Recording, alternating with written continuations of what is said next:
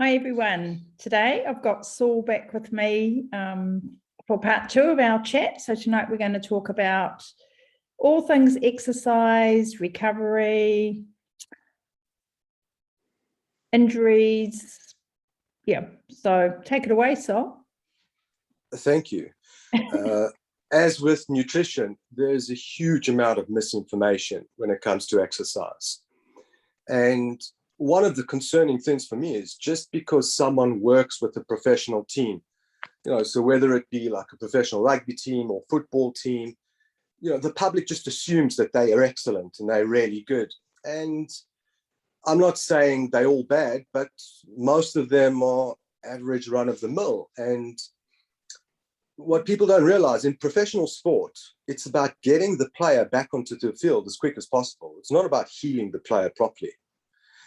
And so sport today has a big issue with concussion. It's never been dealt with properly, and it's going to get worse. But in the future, athletes will sue because they weren't treated properly. It was done quickly to get them back onto the field as opposed to resolve the injury properly. And that's definitely will be in the future. And the biggest thing about exercise is, so what is your goal? Why are you exercising? What do you want to achieve? Most people want to look good on the beach, and there's nothing wrong with that.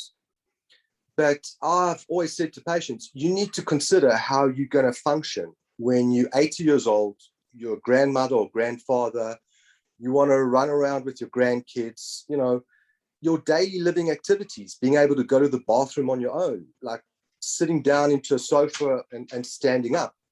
These are things that are going to count. I've never seen a grandmother wearing high heel shoes. She always wears runners. And so things will become important to you that you didn't imagine, and other things less so. And what I do with patients, I always say to them, if that's your goal, that should be at least one of your goals.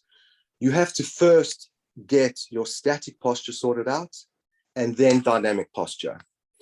And static posture just means your posture when you're stationary, and dynamic posture is posture when you're moving.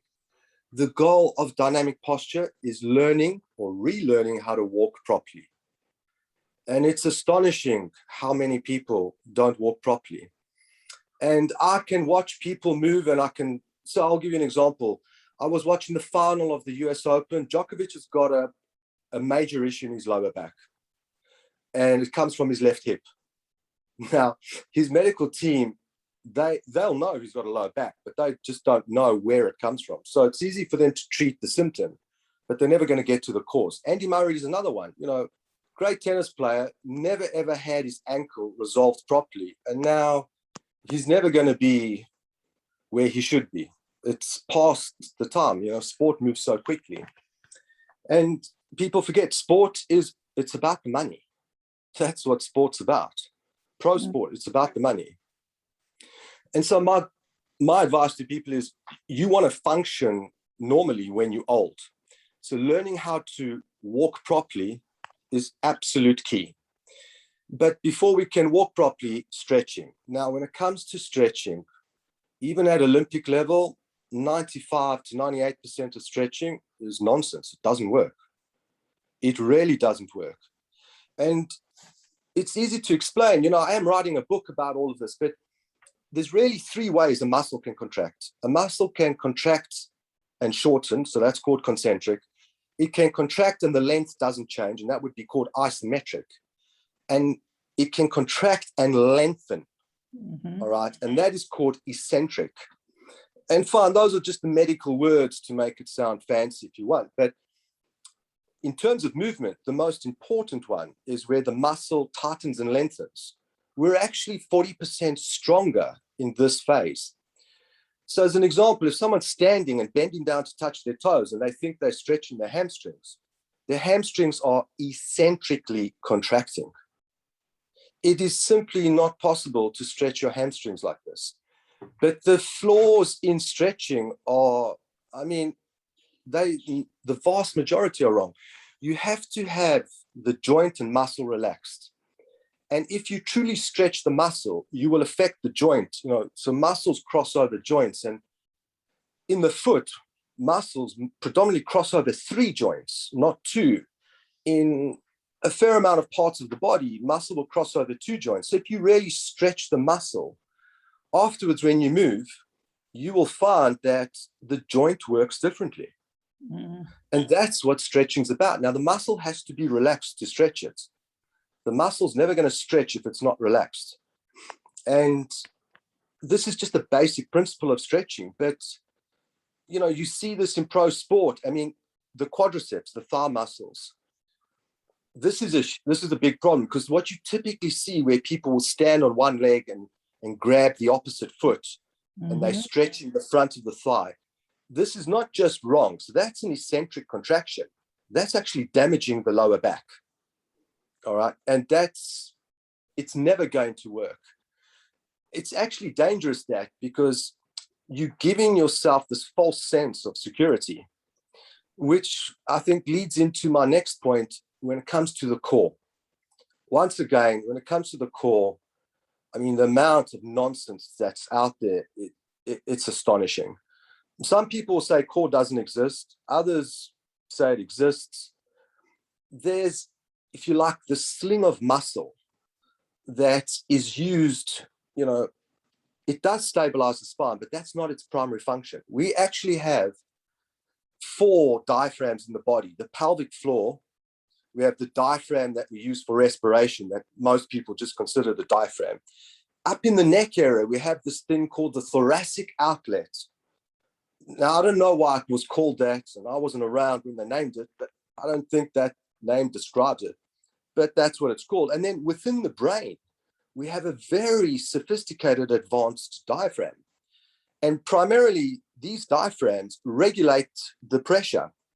Nerves are very sensitive to pressure, and they cannot function properly if you keep compressing a nerve. And you will get pins and needles quite quickly. That's the nerve just depolarizing, you know, without any, you know, proper stimulus. And so when we move, we've got to be able to stabilize things so we can breathe, and breathe whilst moving, whether it's running, jumping off a platform, etc., etc. And when professional athletes come to me and they say, "Oh, I've got a functional core," and I laugh at them, I say, "You have a strong core. You have a strong dysfunctional core." And this is a problem, because it gives you this false security, because when that lets go, it's going to let go in a big way.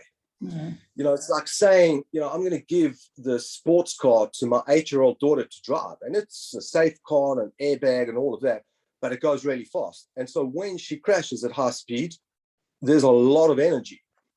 And so the core should function as a learned reflex. So there's some reflexes we're born with. So if we take an adult and we do, you know, the tap on the knee, the patella tap, you'll see the leg will straighten, and this is normal. Actually, if that doesn't happen, it's quite concerning that there's something called a long track symptom, like something wrong within the spinal cord. Some reflexes we have to learn. So, you know, if you're falling over, you'll put your hand out, or if you move your hand towards a source of heat, you know, you might burn it the first time. The second time you've learned, you'll pull back. And so when we sneeze, your core will, as a reflex, switch on. So all these women who have micturition issues, it's sorting out the core, sorts it out.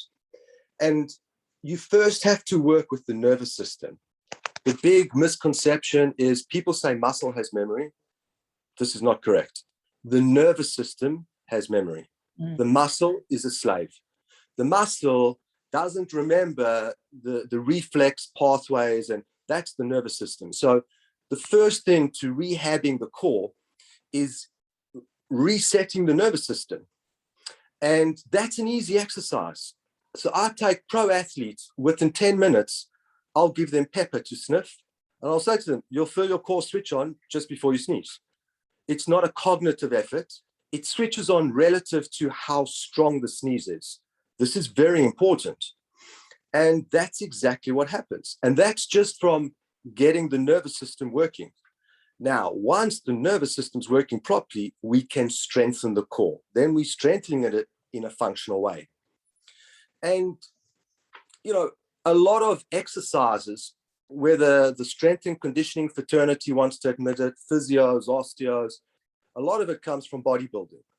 Ben and Joe Wider got kicked out of the circus because scientists like Delury in the the 30s, the late 20s, early 30s were saying that's not functional. A circus person can hold a pole and there's a woman standing on top of the pole balancing, juggling the balls. And that's what the circus is about. And they did the strongman act. And when they got kicked out of the circus, they really started the bodybuilding.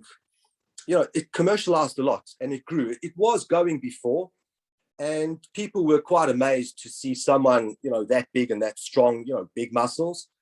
But we have to focus on functionality. It's, big muscle today doesn't mean you're functional. Mm-hmm. You can have big muscle and be functional. It depends, but it's not common to see that today. And so what most people do in the gym is basically a take on bodybuilding, because there's really 4 groups of muscles that work when we do a movement. There's what's called the agonist. So that's the main muscle that does the movement. There's the antagonist, and that is kind of like the opposite movement or the opposite force. So that's the eccentric contraction. You then have stabilizers. So if I'm lifting a glass, I have stabilizers wrapping around my shoulder, my elbow, my wrist to hold that glass in a certain plane. And then I have neutral muscles. So if I'm standing up, there's muscles that are holding me so I don't fall over. And when you go and you do bodybuilding or working out on a machine, you shut down the neutral muscles. You significantly reduce the stabilizers, or you reduce it completely. And all the focus goes to the agonist, antagonist. And that's why it's designed to grow those muscles big.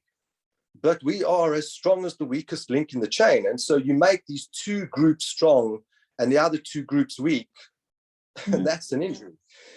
And so it's not that I'm against. There are definitely exercises, weight-bearing exercises that we should definitely do. But part of exercise has to be, I need to learn how to walk properly. It is as important as learning how to read and write, because if we walk properly, our core functions properly. So how do people learn how to walk properly? The good news is the vast majority of us did this when we were little. And then as we learned nappy control or diaper control, we started copying parents, and they don't walk properly, so we don't. So we can do it. And when you look at athletes and you look at the alignment of the hips, so the alignment of our hips are astonishingly important. And everybody has anteroversion of the hip. This is in embryology, and anteroversion is just a fancy medical word for saying turned forward, relative. So everybody's hips are twisted forward. Some people, it's twisted more than others, but everyone is twisted forward. And so we should be standing. So however many degrees our hips are twisted forward, that's how many degrees our knees should be facing outward. Now, when you go to like China, you will see people stand with the feet facing out, but the knees facing in. In Europe, it's feet facing forward, knees facing forward. Sometimes Japan, in women, knees and feet facing inward. Actually, a Japanese patient of mine, I asked, why is that?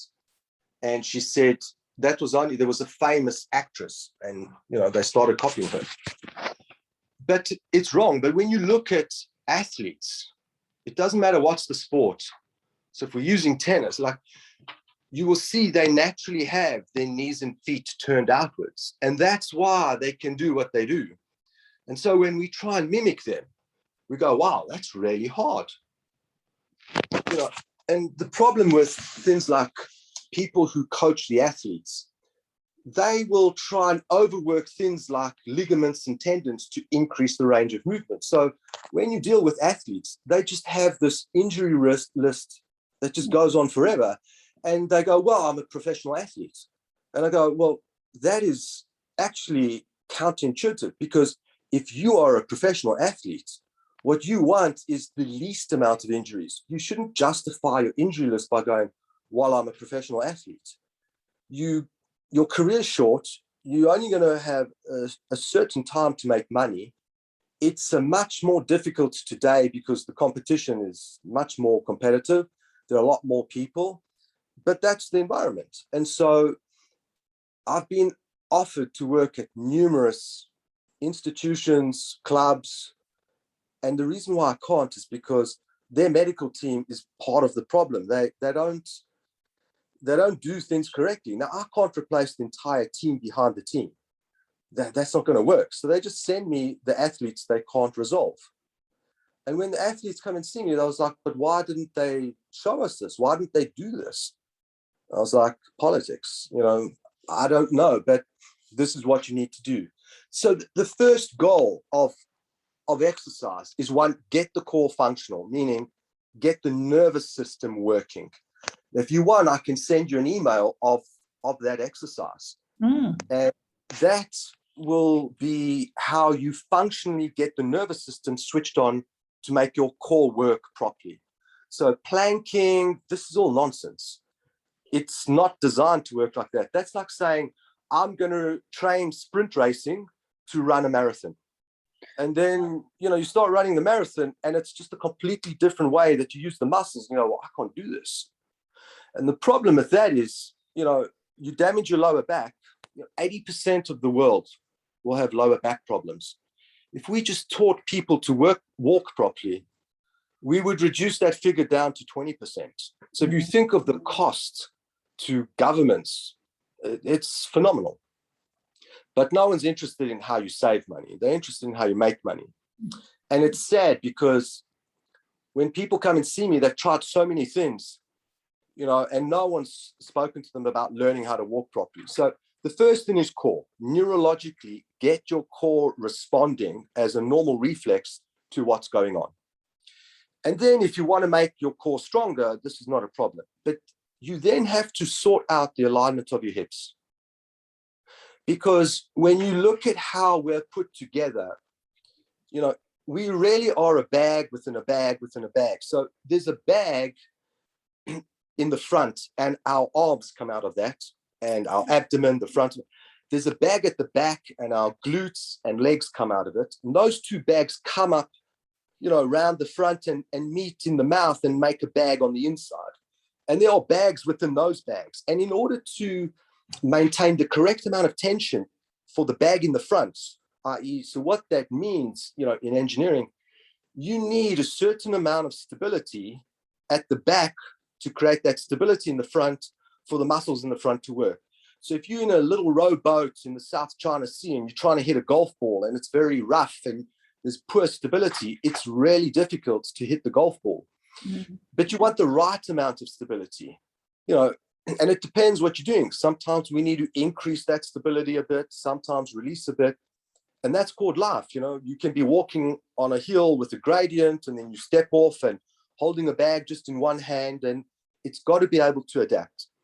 And so when you look at the kind of things people do, like a sit-up comes from boxing, where, they would drop a medicine ball on the boxer's stomach to teach him to take a punch to the gut. There's nothing other besides that. There's no other functionality in that. The sit-up it's bad for your spine. It's, we can do a sit-up and most people don't do it properly.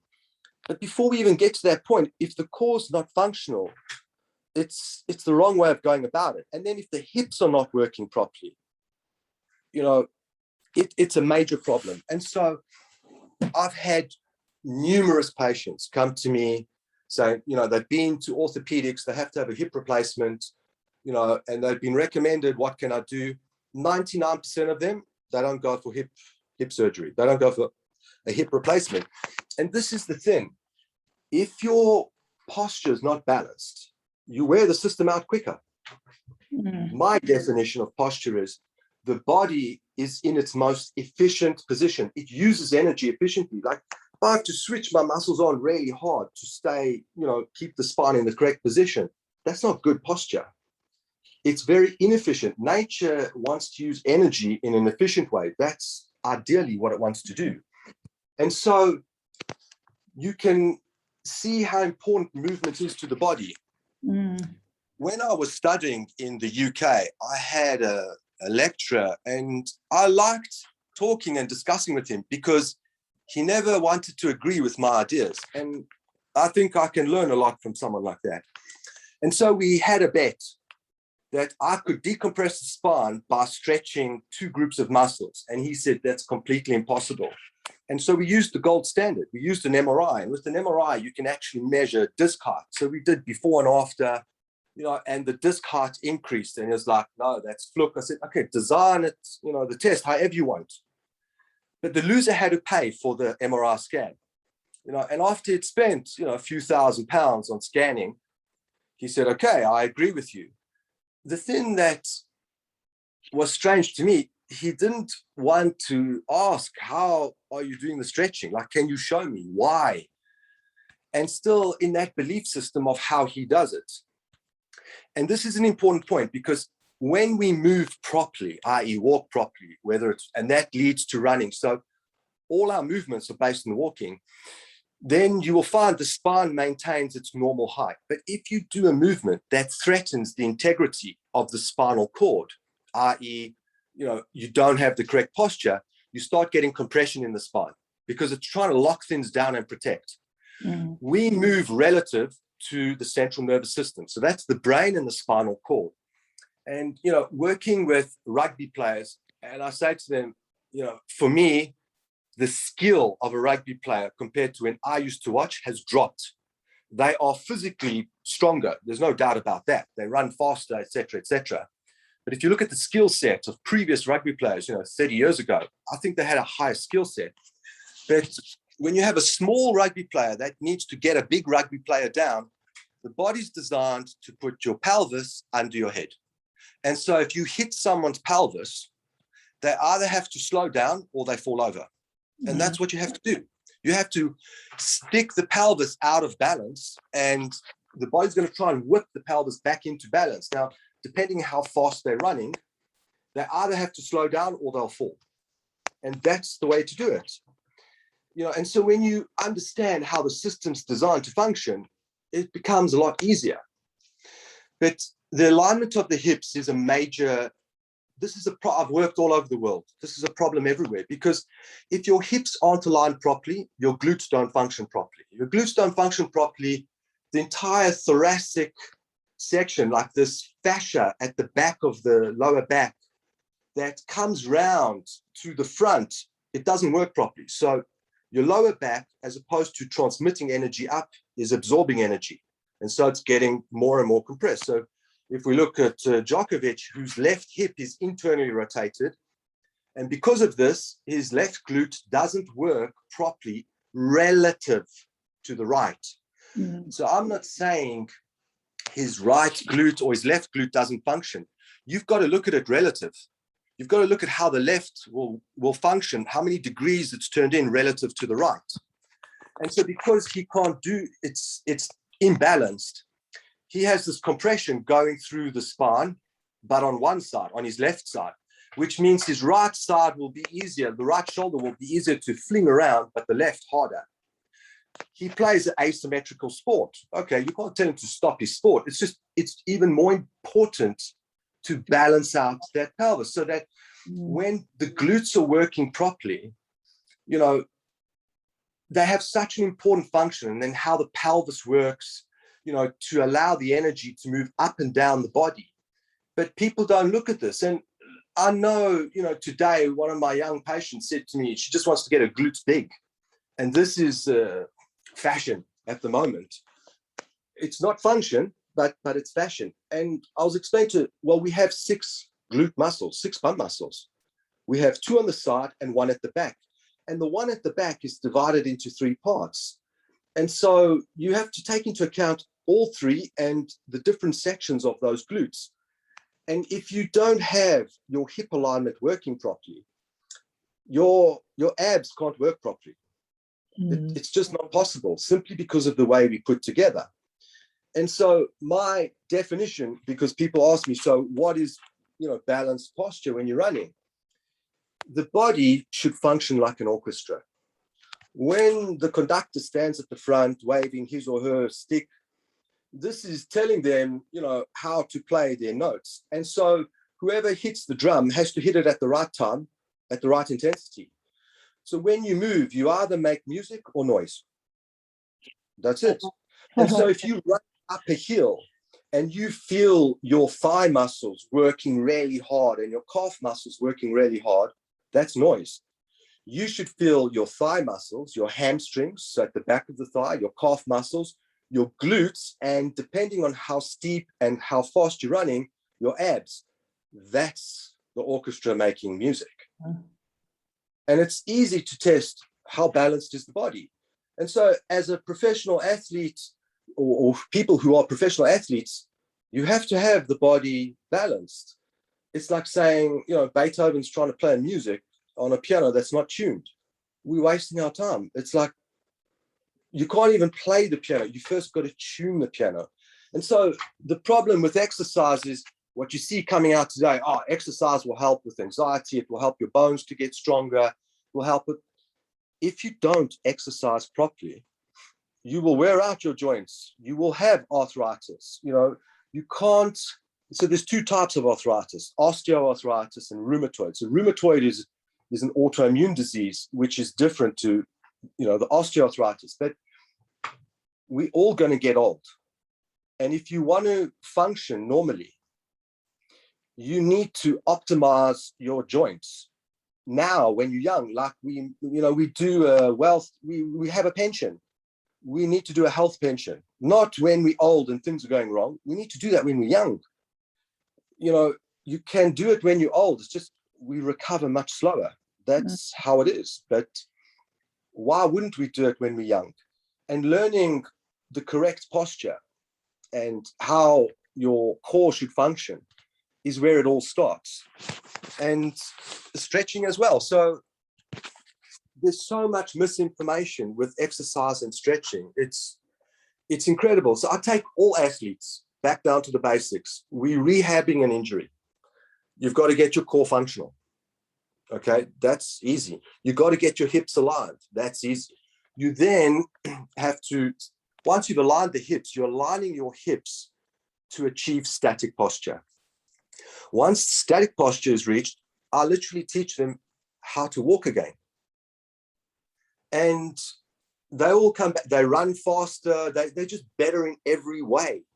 You know, it doesn't guarantee you'll never have an injury. This is not possible. But to balance the system and optimize it for movement, you have to start there. You can't start anywhere else, because that is how we function. And you really have to take into account, you know, the nervous system. The nervous system really controls what we're doing. So you've got to work with it. And what was really concerning, I mean, when I studied osteopathic medicine and having a lecture on gait, like how you should walk, I couldn't sit in the lecture and listen to what the person was saying. It was just absolute rubbish. But they're in good company, because if I speak to, you know, strength and conditioning coaches hate me, because they are really good at like periodization and sport-specific movement and things like this. But when you say to them, oh, but, you know, this is not aligned, so it's just going to wear out quickly, they get cross. They don't go, well, why? Why is it not aligned properly? And what alignment should it be? And how do I align it? That's the question. I mean, that will be the question. Everybody who's listening to this will be saying, okay, you've convinced me. Now, how do I align it? So you can measure the alignment of anteroversion. You would need someone to do it. And it's a non-invasive way, but you need someone who is experienced. So if you're lying if you're lying on your belly, you know, there's a landmark on the thigh bone called the Greater Trochanter. So there's this like little bony bit that sticks out. And if your person bends the knee to 90 degrees and they move the leg, you know, and you feel where that Greater Trochanter is, you can work out from where the leg alignment is what your hip alignment should be. And that's accurate enough. You don't need to go for an MRI scan. It doesn't need to be done to the millimeter. No, it needs to be turned out. Turned out too much, no good. Turned out not enough is no good. And everyone's different. So it could be anywhere between 5 and 30 degrees. You know, but an easy way of working it out is, you know, there's a huge amount of research on leg length inequality. So congenital leg length inequality is quite rare. It's not common, but leg length inequality amongst population, pro athletes and non, is extremely common. Yeah. And so when you align the hips at the correct angle, that leg length inequality goes away. And again, it's easy to understand. So if you're walking and then you get balanced, and then patients say to me, oh, when I walk, I feel more balanced. The way the left foot comes down onto the ground and the right foot, they feel equal, the way I feel things. And that's what movement must be initially. It must be a feeling. We have to feel what it feels like to understand what's correct. And so stretching. So I was just going to ask a question. Will there be differences, though, between the left and the right side of the body? Because they won't be identical. It is a difference. When we're aligning the hip alignment, we're not perfect. So someone's left hip might be 10 degrees, and the right hip, to keep the pelvis balanced, could be 8 degrees. And that's fine. Right. Because is balancing the pelvis. So there's these bony blocks on the pelvis called the ASIS. It stands for anterior superior iliac spine.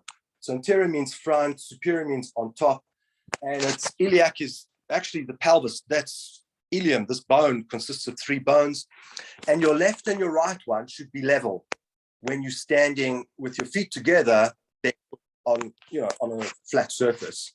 But when you look at people, and you'll see the right side is up. Now, the body's designed to put the sense organs level to the horizon. So it's common to see a golfer who's a right-handed golfer, they'll have the left shoulder up, all right? And as that left shoulder up, you start getting this curve in the spine. And so one side of the neck is tighter than the other, because if you don't have your eyes and ears level to the horizon, they don't work properly. And that's literally what we teach astronauts and Air Force pilots. How to use your sense organs when your head is not level to the horizon. That's all you have to learn. You can learn, and that's why they spin them in these things, in 3-dimensional, and they've got to do computational mathematics to understand where they are in space and time. Because you fly in something really fast, and if you don't make the change soon enough, you crash. It's an expensive piece of equipment to crash. And that's all they learn. Doesn't that have something to do, don't we have to be level to do with the bite of our teeth as well? And, And so we want to look, and this is a really important issue you're talking about, and it's very common. So it's very important that the way the pressure comes down on the left and the right side of the teeth is pretty equal. We human, we're not looking for perfection, but you don't want a big difference between one side, because that will wear the teeth out. And if that happens, typically a dentist, they want to put something in there to try and equal it out. And that's the wrong way of doing it. You also have, when you look at the body from the side, now, if you look, for example, like a horse is designed to have its head in front of its shoulders. And that's why it has a very strong neck. That's normal. You could punch a horse in the neck as hard as you can, and it will go, thank you, can you scratch a little higher? But humans are designed to have their head above their shoulders. And as the head starts moving forward relative to the shoulders, so when you're looking from the side, you start getting the teeth clamp down. And so at night, people are grinding their teeth. And this is a common thing you see, dentists saying. And there's really 2 reasons. So if you overstimulate the body, you'll grind your teeth. If you stick enough stimulant into the body, if you have enough coffee in the morning, you will grind your teeth. But you also will grind your teeth if your head's too far forward relative to your shoulders. Absolutely. And now, if you have the pelvis on the right side up, the head forward, grinding the teeth and more pressure on the right side of the jaw than the left. And so how do you get the head into the correct position? You have to start with the pelvis, because the spine works like a fishing rod. The part of the fishing rod you hold in your hand doesn't move a lot. But as you go up along the fishing rod, the movement increases exponentially. So you can move your lower back a little bit, and you will have a huge amount of movement coming up into the neck. Your head might move or not, but if it doesn't move, the muscles need to deal with that energy. And if your head is forward relative to your neck, your body simply will reduce the amount of power you can put through your shoulders because you're threatening the integrity of the spine. This is very common. Why? Because we sit badly. Now, as opposed to the so-called experts going, you know, this is how you should sit properly, sitting is the new smoking.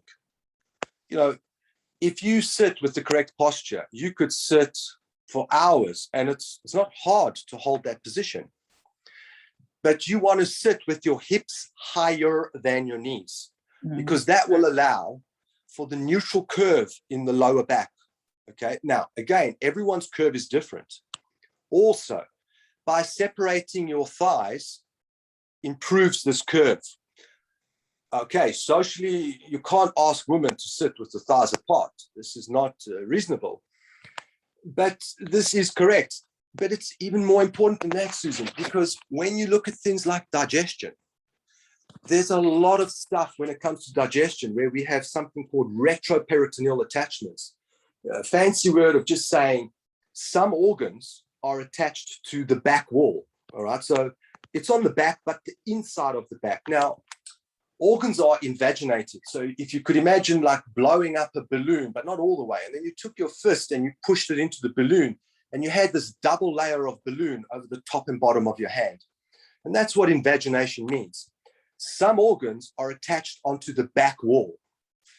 Some very, like the blood vessels that come into the gut have to be attached, because if we were to jump off a heart and it wasn't attached, you would lacerate them and literally bleed to death, internal bleeding. So if you round your lower back concave whilst sitting and eating, you're literally decreasing motility and mobility of your digestion. And so even if you're eating really well, your ability to absorb is reduced. And this is extremely common. So my daughter from a young age was taught how to sit properly. She doesn't cross her thighs. It's much harder with my wife, and I love her, so she always has the advantage there. But when my daughter sees her crossing her thighs, she goes, no, Mom, you mustn't do that. It's unhealthy. And so that's my best weapon. But it's very common to see women crossing their thighs. And so you have, and typically if they cross their thighs, the right over the left always, or the left over the right. And so this adds to the imbalance. And as opposed to teaching people how to sit properly, especially when we're eating, it's like, why wouldn't you want to sit properly when you're eating? That surely should be part of nutrition. You know, most people just don't know how to sit properly. And I once went to my wife's work and I saw her sitting on this chair, and I said to her, well, because she would always want a neck massage. And so here's the thing. If you round your lower back when you're sitting, you will compress your neck. So you will always have tight neck and shoulders.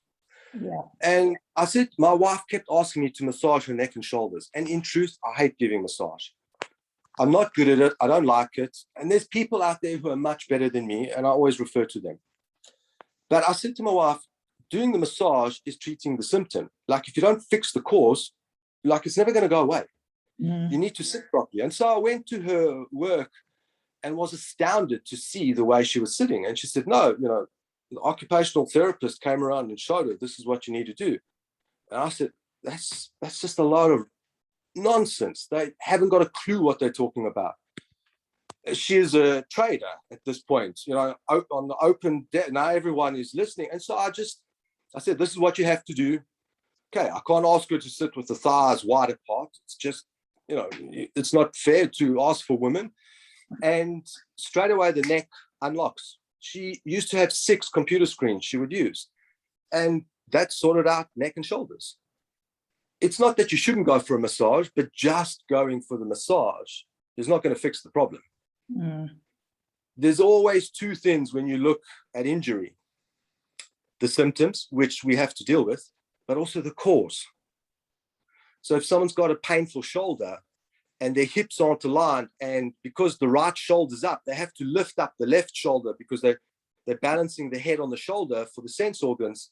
That left shoulder, you know, there's a muscle, if we do this movement for long, called the supraspinatus, which runs through this little channel, and it easily causes a lot of problems. So we could rehab the hell out of that muscle. If we don't fix the pelvis, that problem just comes back because the body can't do anything else. You have to look at how things are structured and how does this function? What's its foundation?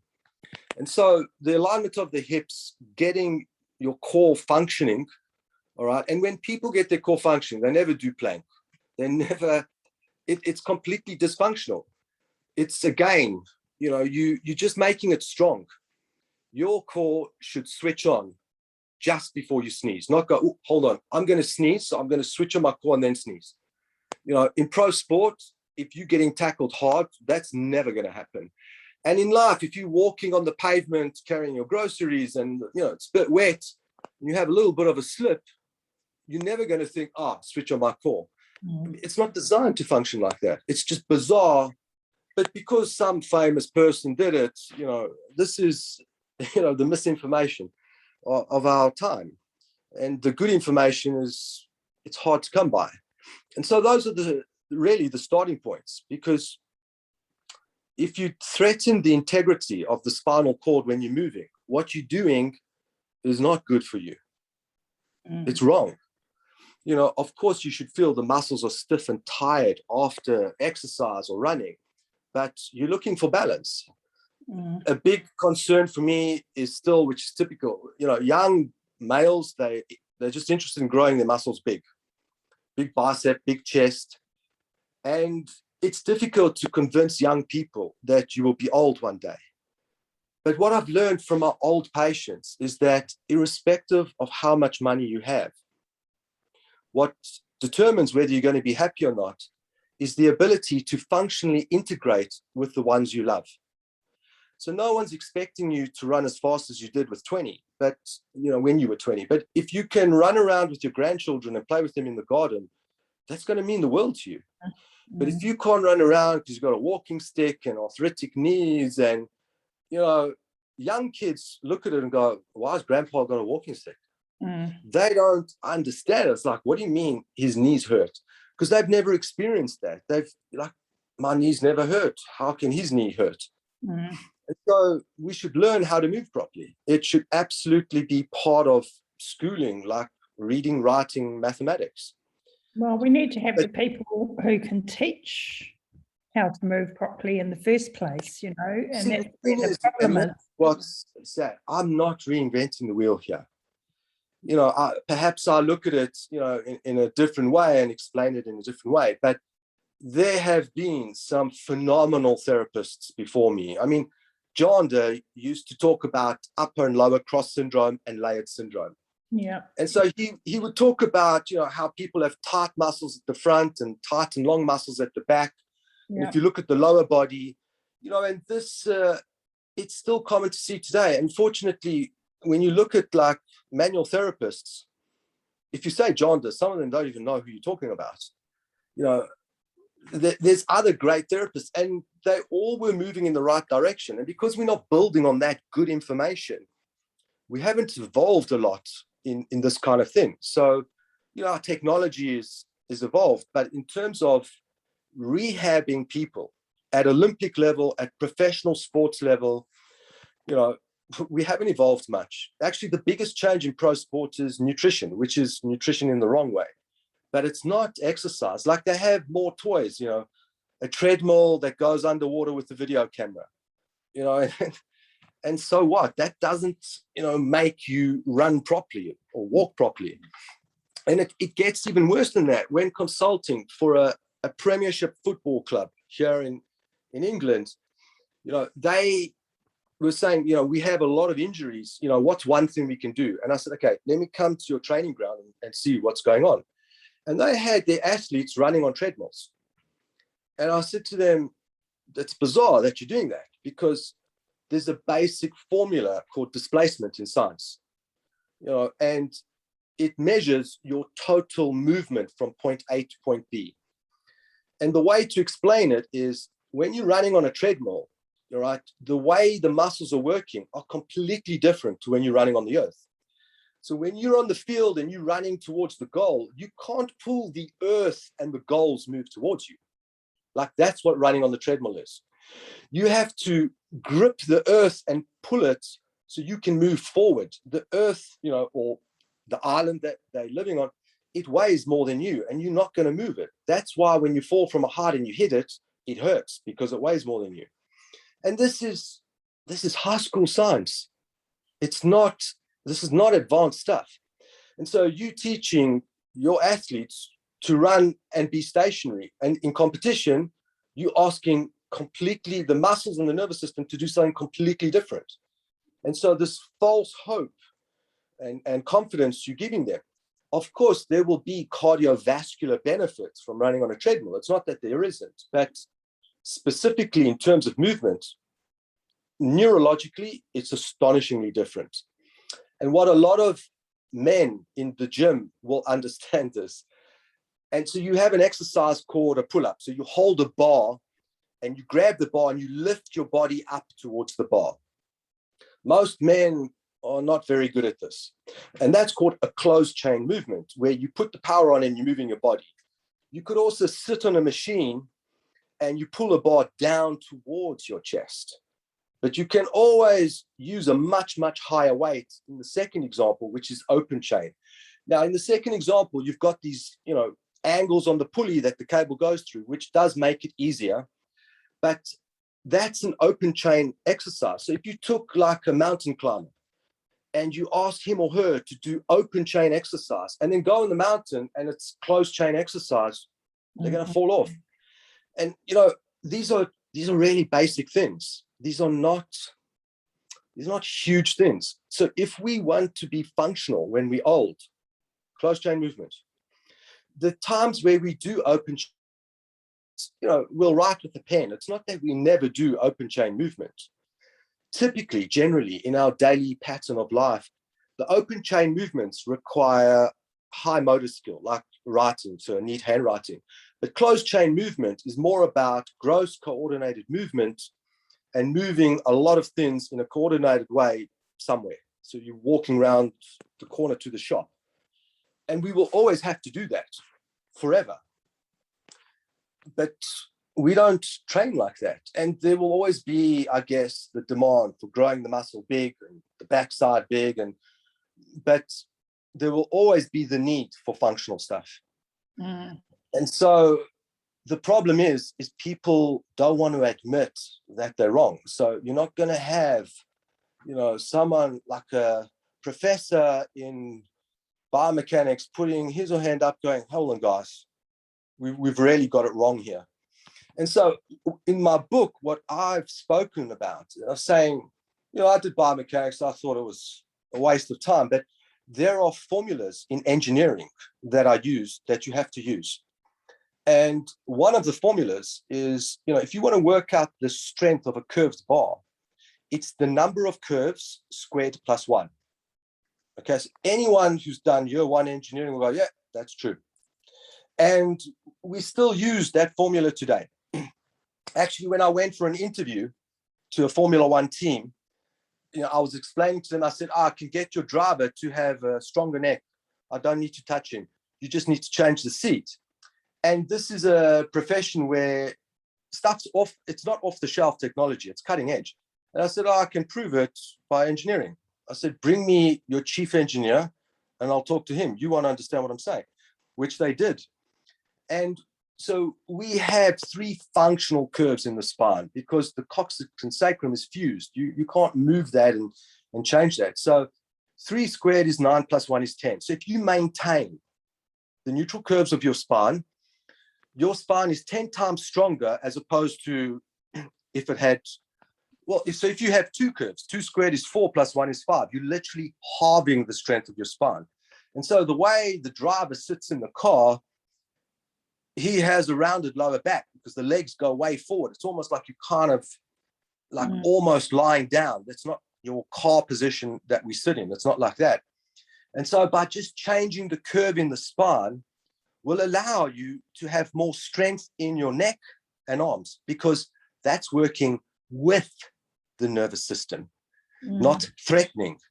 So now if you're exercising and you're doing stuff for the neck, which is a major issue or component in training people in motor racing, but the things you see, a lot of it's taken, and that's it was shocking to see. And I've got even a better one for you.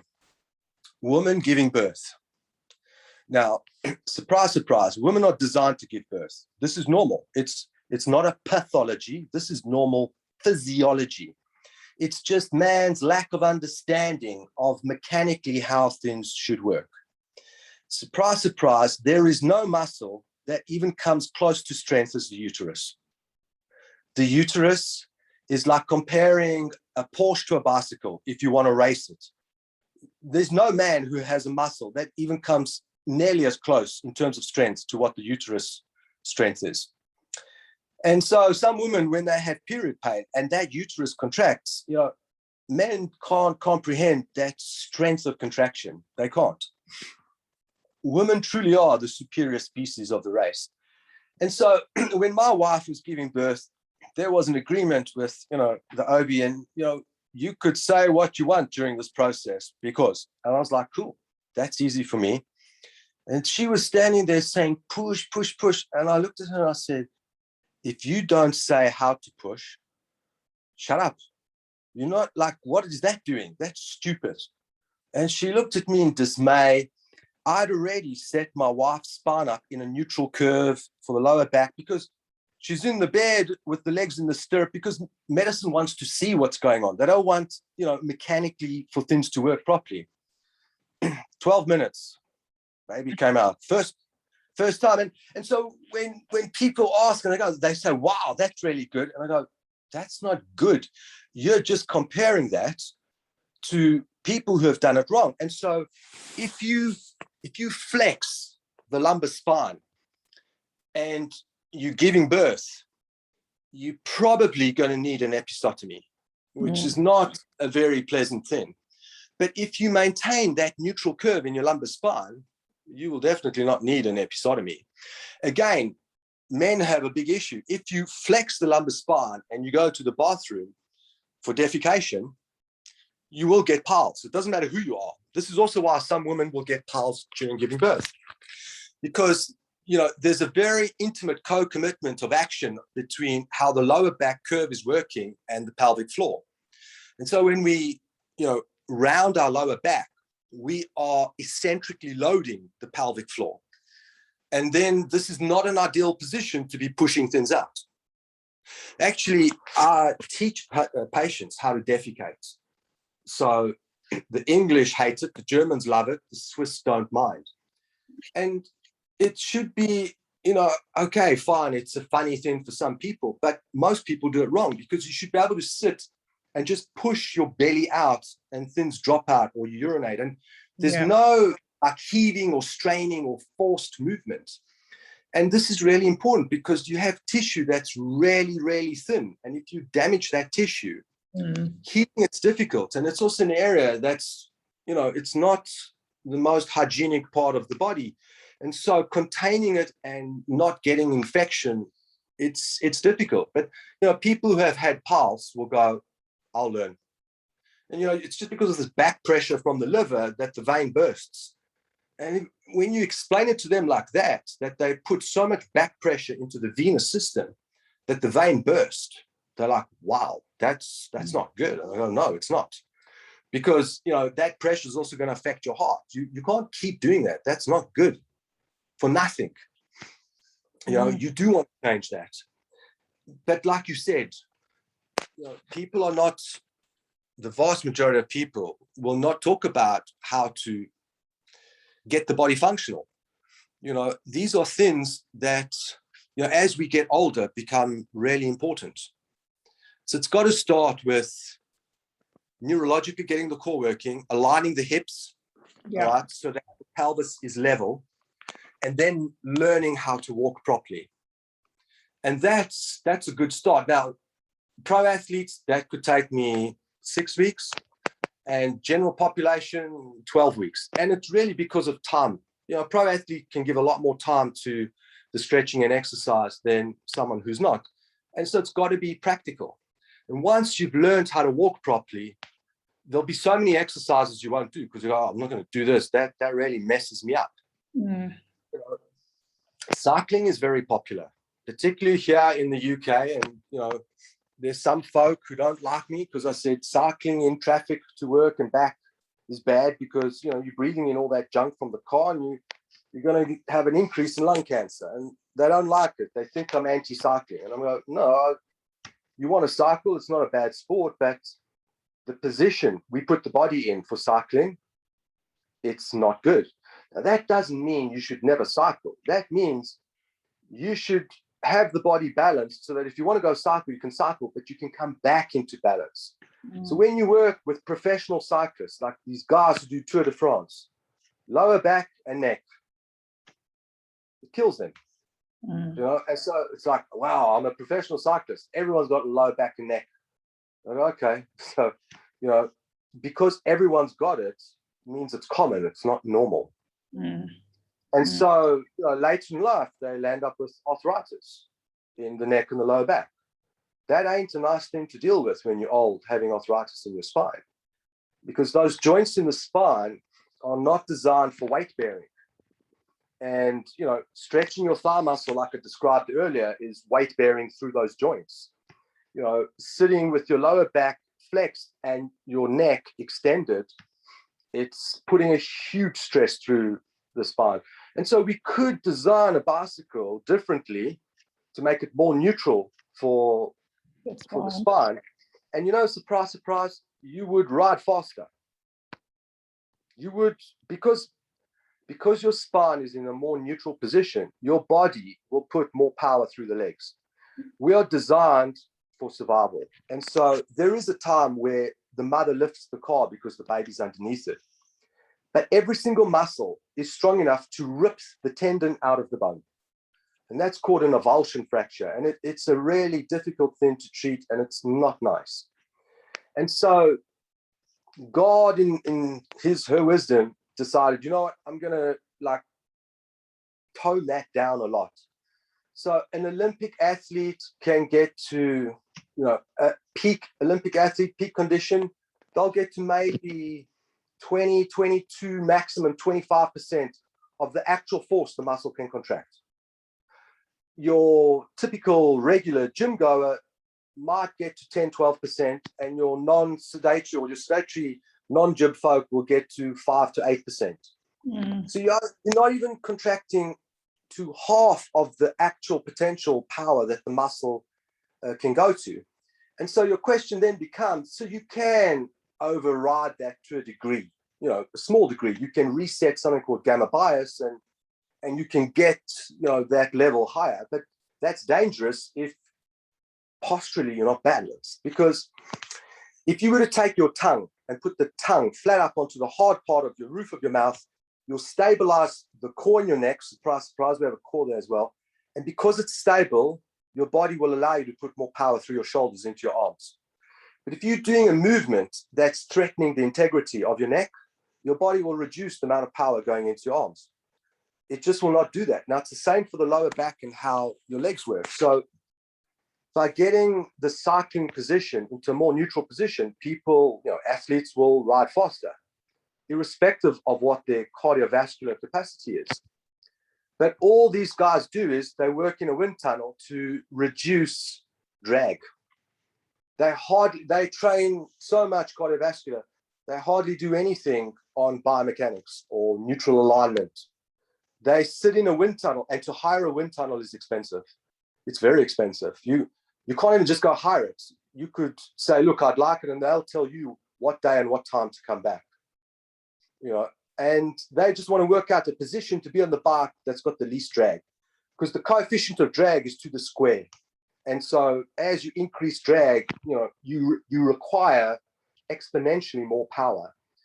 But you can work on that, but you've got to have the neutral alignment. And sports doesn't do this.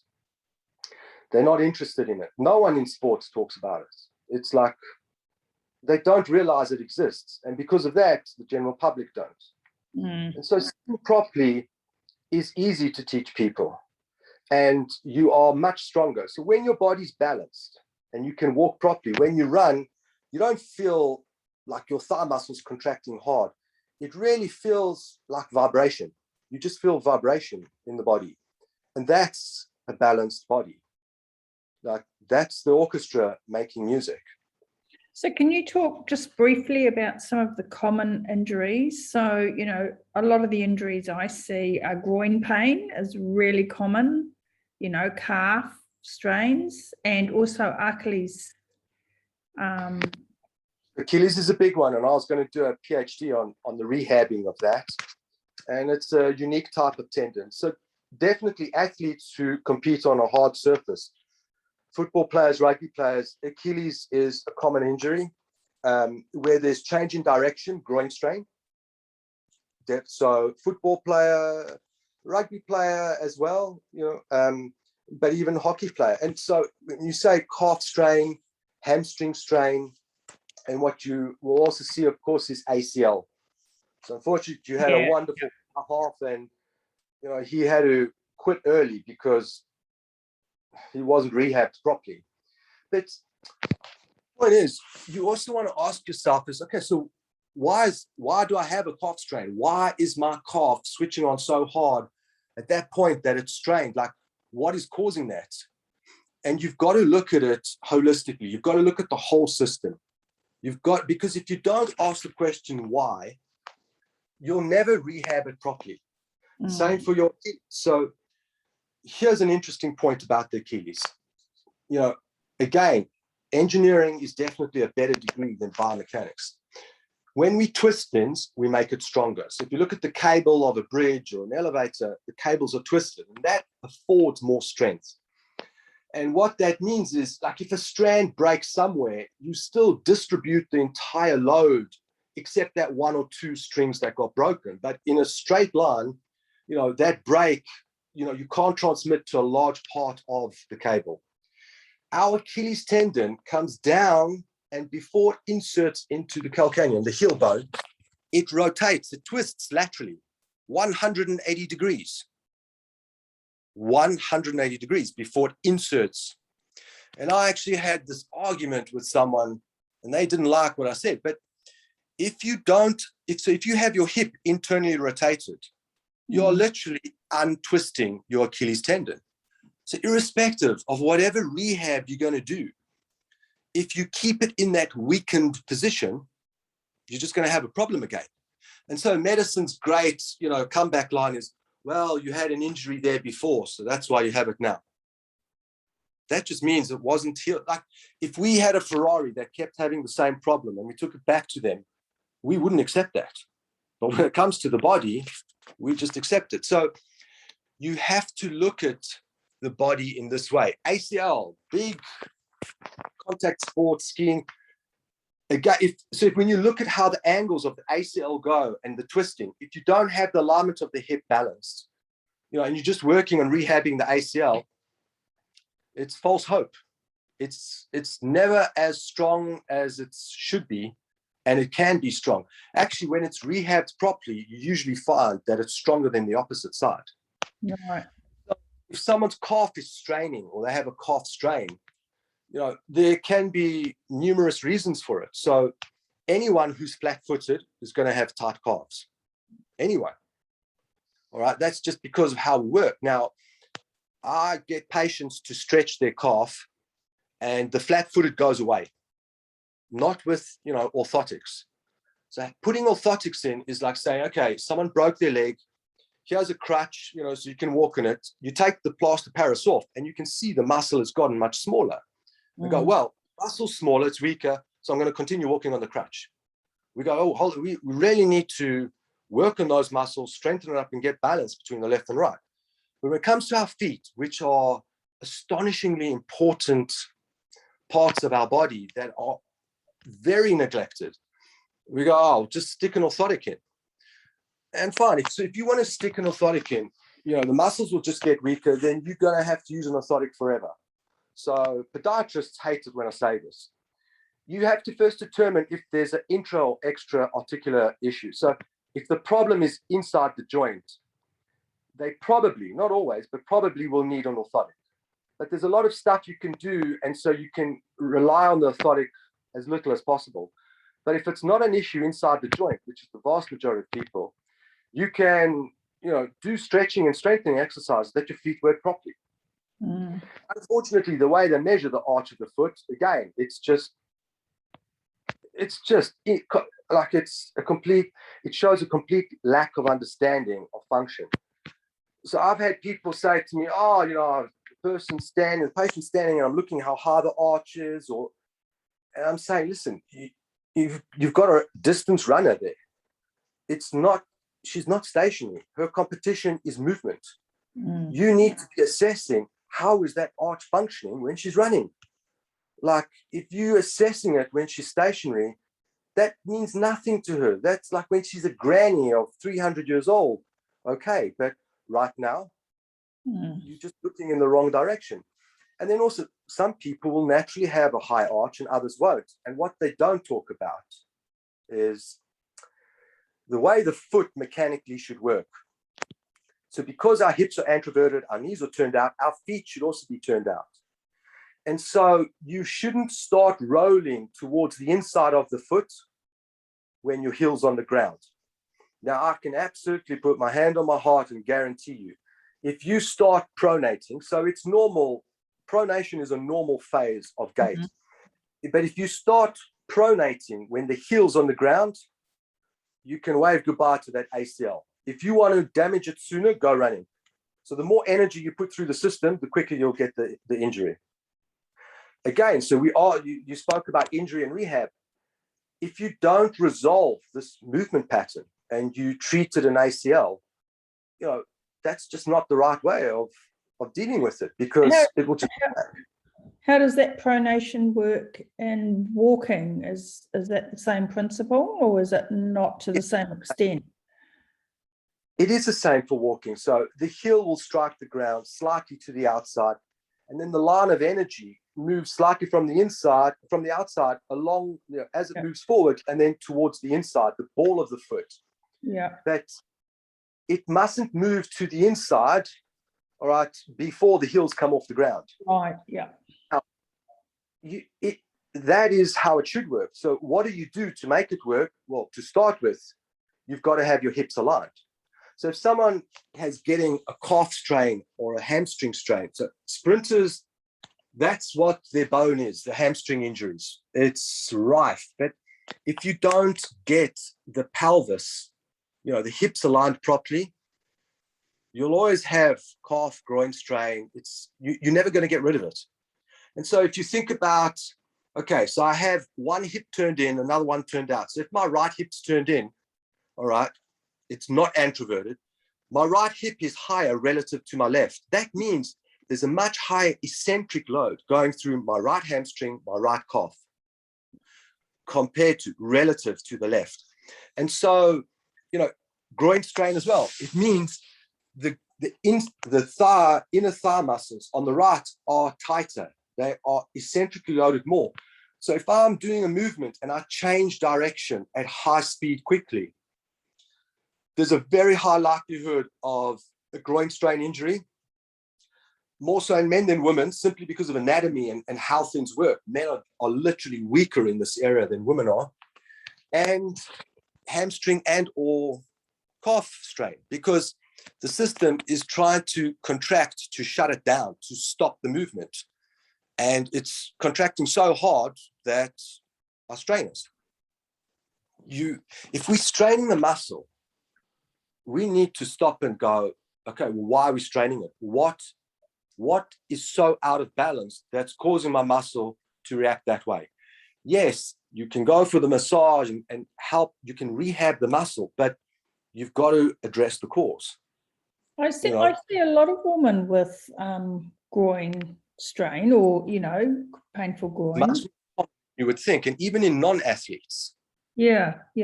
And that's because women tend to have much tighter inner thighs. Now, I don't know which idiot made this up, because he really did. They start talking about a Q angle for the knee for the woman and the pelvis and all the rubbish. Okay, surprise, surprise, a woman's pelvis is wider than a man's. And you know what? That's normal. Women are designed to give birth. So generally speaking, if you take, large people, you'll see the women tend to have wider hips than men. If you take a smaller person, the women tend to have wider hips than men. And so it doesn't mean you should stand and both knees are turned in.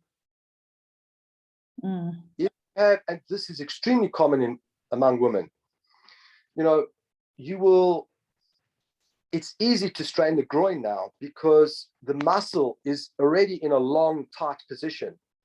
And if you're walking and it's a little bit wet and you just push that eccentric contraction a little bit more than it wants to go, it's going to tighten up very quickly. Now, you will find, so men have external genitalia, so we have a lot more stretch receptors here. So it's much easier to trigger that muscle response. Right.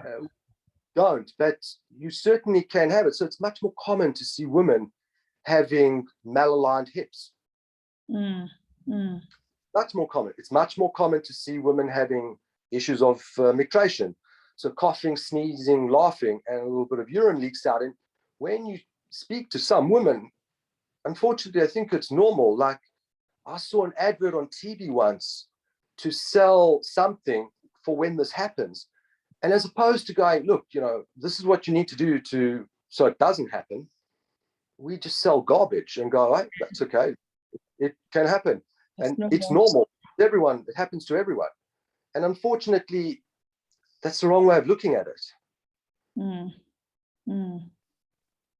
So what about piriformis? Sorry, I'm just picking your brains about some of the... Piriformis, and this comes to the lineal hip. Piriformis is a very, well, all the muscles are special, but we have a major nerve coming out the back, in the glutes, coming all the way down into the leg. And that's called sciatica. And people who have had this problem will know it. And it's really not a nice problem to have.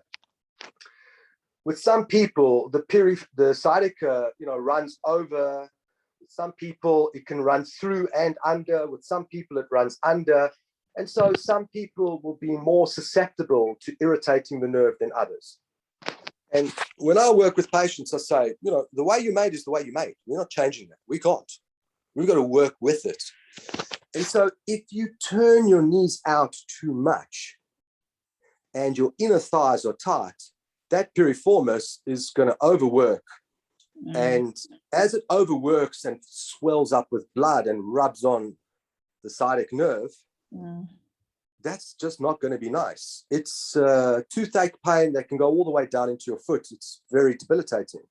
And so anyone with sciatica that I've treated, the first thing I've looked at is gone, okay, it's the exact same scenario. So that's like you can say piriformis strain, which has caused sciatica. But why did the piriformis do that? And so stretching out the inner thighs muscles to allow that piriformis to relax is the starting point. But if we don't teach that person how to walk properly again, there's a very high likelihood that that problem's going to come back, because the body can only know, it can only know what you teach it. And so if you teach it to move incorrectly, that's how it moves. We can move correctly. It's not about looking for perfection. It's about balancing it as best as possible so that there's the least wear and tear. So if any muscle is contracting and going into a spasm or straining, your posture is not balanced enough to be able to do that movement. And so, chiropractors, osteos love it when a patient comes in and their facet joint, the joint in the spine is locked up. The person has moved, quickly, and you just click it and it unlocks, and they're like, wow, you're amazing. Those are really easy to fix, but you want to look at it and go, your posture needs to be like this if you're going to do these movements. So when you look at golfers have problems with their wrists. Why? Because they overuse the wrist if the lower back's not working properly. They have problems with their knees, and that's the shame with Tiger Woods. Phenomenal golfer of his time, clearly head and shoulders above others. But because he just got such lousy rehab for his knees, he hasn't just had surgery on his knees, he's had it on his back. And so as opposed to like going overusing certain areas and underusing others, they go, well, you're a golfer. It's typical. Look at other golfers. But if they just balanced out his posture to work properly, he could have had a much longer career with less than 5% of those injuries and probably not needing surgery.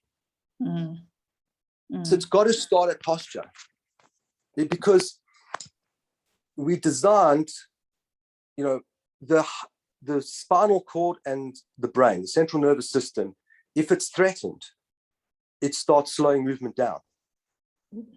All right. The body, so we have that software and you can't override it. And we don't need to.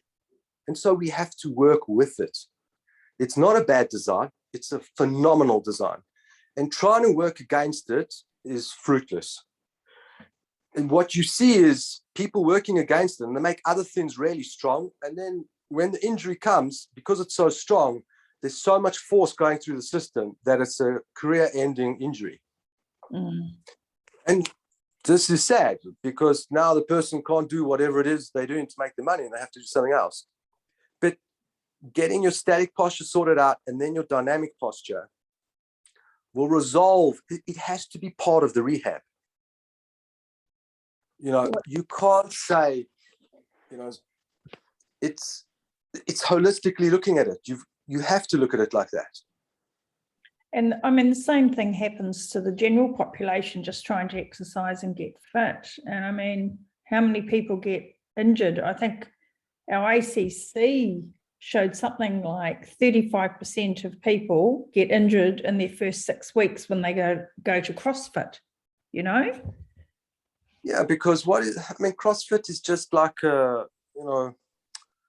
when I was a kid growing up spinning, you know, the Johnny G Schwinn bike was popular, and it's kind of something like that, where you get in a group of people together and it's like just, and I'm not saying that's bad for them. There will be some benefit to it, bonding, cardiovascular, blah, blah, blah, whatever. But if your goal is to be more functional, that's not going to happen at CrossFit. So what I say to people is, you need to ask yourself, what's your goal? Like, if you want to go and interact with people and rah, rah, rah, and put the power on, that's fine. Then CrossFit, you're going to love it. But if you want to be functional, that's not going to work. Maybe you want both. Like, I can't tell you what you must do, but I will tell you something I know with certain. As you get older, everyone wants functionality. You can go speak to anyone, and everyone loves functionality. And I think, and this is where it's sad, I think the old folk have so much to teach us. And unfortunately, we don't give enough importance to old people. There are things they've experienced which can help us to make decisions. Yeah, the world's different.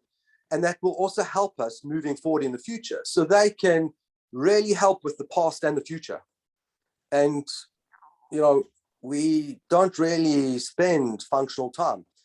But, you know, on the point of rehab, all my patients are compliant with the rehab program. And therapists always ask me why.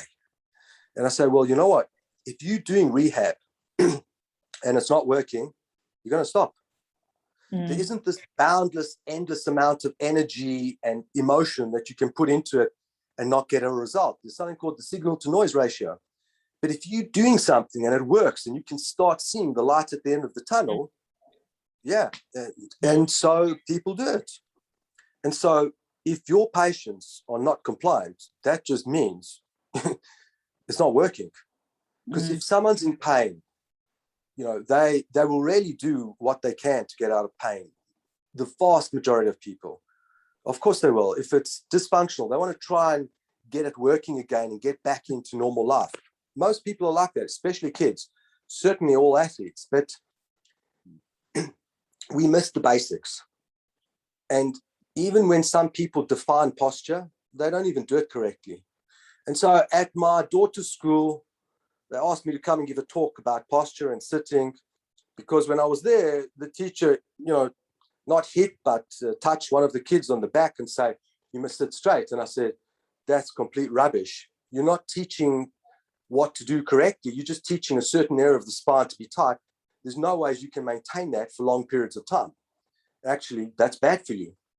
You know, you're teaching the wrong thing. That's like saying 1 and 1 is 3. And they were quite horrified. They didn't like it that I did it in front of the teacher and her class. And so invited me in. And so within 10 minutes, I explained to them how to do it, how to sit. Yeah. And the kids were like, yes, that works. And the teacher as well. Yes, that works. So unfortunately, you see with teachers who teach little kids, they sit on these low chairs. It causes a problem. Lower back's rounded. It's not to say we should never round our lower back. If you're going to be sitting, all right, you need to sit with your hips higher than your knees, and what's practical for you with your thighs apart. And then you could sit for hours like that. Your muscles are not tight and holding you upright. And I say to patients, when you're eating, it's imperative that you sit like that. Don't sit on the sofa, because there's no sofa that's designed properly. You can't sit with correct posture and eat food. That is a horrible American export. You just don't want to do that. Sit properly, eat, and then go watch TV if that's what you want. But if you don't do that, you can't teach it to your children. And if you don't do that when you're old, you will regret not doing it. And so it's got to start there. And maybe some of, we're always talking about gut issues and gut dysbiosis and things like that. And, perhaps that's a really good place to start with improving gut function. So motility and mobility is determined by what we're doing posturally. And we could have a perfectly balanced microorganism in the gut, eating food that is healthy, cooked properly, etc., etc. If we are pulling on those retroperitoneal fascia and tightening up certain areas of our digestive tract, it makes it exponentially less efficient. So here we're impeding on digestion, which leads to absorption issues. As things sitting there for too long and start rotting, we get the bacteria we don't want. So it's unsustainable to create this healthy environment. And yes, gut is huge and it plays an enormous role. But again, you can't look at it in isolation. It's just not possible. Like there isn't one thing we need to do. There are a number of things to look at it holistically. And this is why medicine with their acute approach fails. So you have an orthopedic who will specialize in the knee, or the ankle for Achilles, but none of them look at it holistically. None of those orthopedics will talk about how the Achilles twists, the anteroversion of your hip needs to be normal.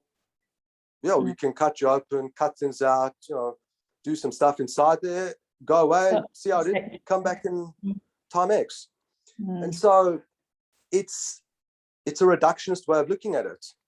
We need to teach people how to sit properly, to eat properly, what good posture is. All right. Most people don't know what good posture is. Most therapists can't even define what is normal posture. And so if we're looking at the body from the front, we should see that the shoulders are balanced. So the left and right are equal, that the pelvis is balanced. Okay, so again, I use these landmarks, the ASIS. And to be more accurate, I ask the patient to stand with their feet together, because what the body will do is, if one side's higher than the other, they'll bring one leg out further than the other, because the body wants you to be balanced. And it has all these nifty tricks it can do, to get the balance. But the body is an efficient, lazy system, and it's great at compromising, but it can only go to a point. And if you maintain that imbalance, then you haven't fixed it. And when you see the head sitting on the shoulder in the middle, you don't see these muscles in the front working really hard to hold the head. The shoulders are balanced, the pelvis is balanced. Great. And then looking from the side, you want to see the head, your ear in line with your shoulder, the hip slightly behind the knee if you want, coming down to the ankle bone, and not, a huge amount of muscle tension. But the way you get rid of forward head posture, which is a major, so this is jaundice upper cross syndrome. Yeah. People have lower and upper. Some people have layered, which is worse. But to get rid of upper cross syndrome, if you set the hips at the correct anteroversion for that individual, the head will naturally just go back. Amazing that. And that's how it works. So every time we round our lowest back, your head's going to go forward because of how we put together. But when people rehab things like this, I've spoken to the world's best shoulder rehab specialists, supposedly. None of them think about this. None of them talk about it to their athletes. You know, none of them talk about tongue on the roof of the mouth to stabilize the core and the neck, to get more power through the arms. Yeah. And so, because we think someone is in pro sport and famous, they're the best. Okay. You know, it's all about functionality. And the starting point is neurologically getting the core to function properly. Then getting your pelvis balanced, the correct amount of anteroversion for you, for Susan. And the sad thing is that, you know, so many people don't do this. And when I've got patients to do this, I just say to them, you'll see how much stronger you are. It will be incredible. And they all come back and go, the difference is amazing. Like I run so much faster. I can change direction at a much higher speed. I'm much more balanced. It's chalk and cheese. You know, and you have to, when football players come and see me and I rehab Achilles, groin strain, and always this is the order that I go in, because I say to them, I can rehab it quickly, but that's what your medical team does. So it's not going to be done properly.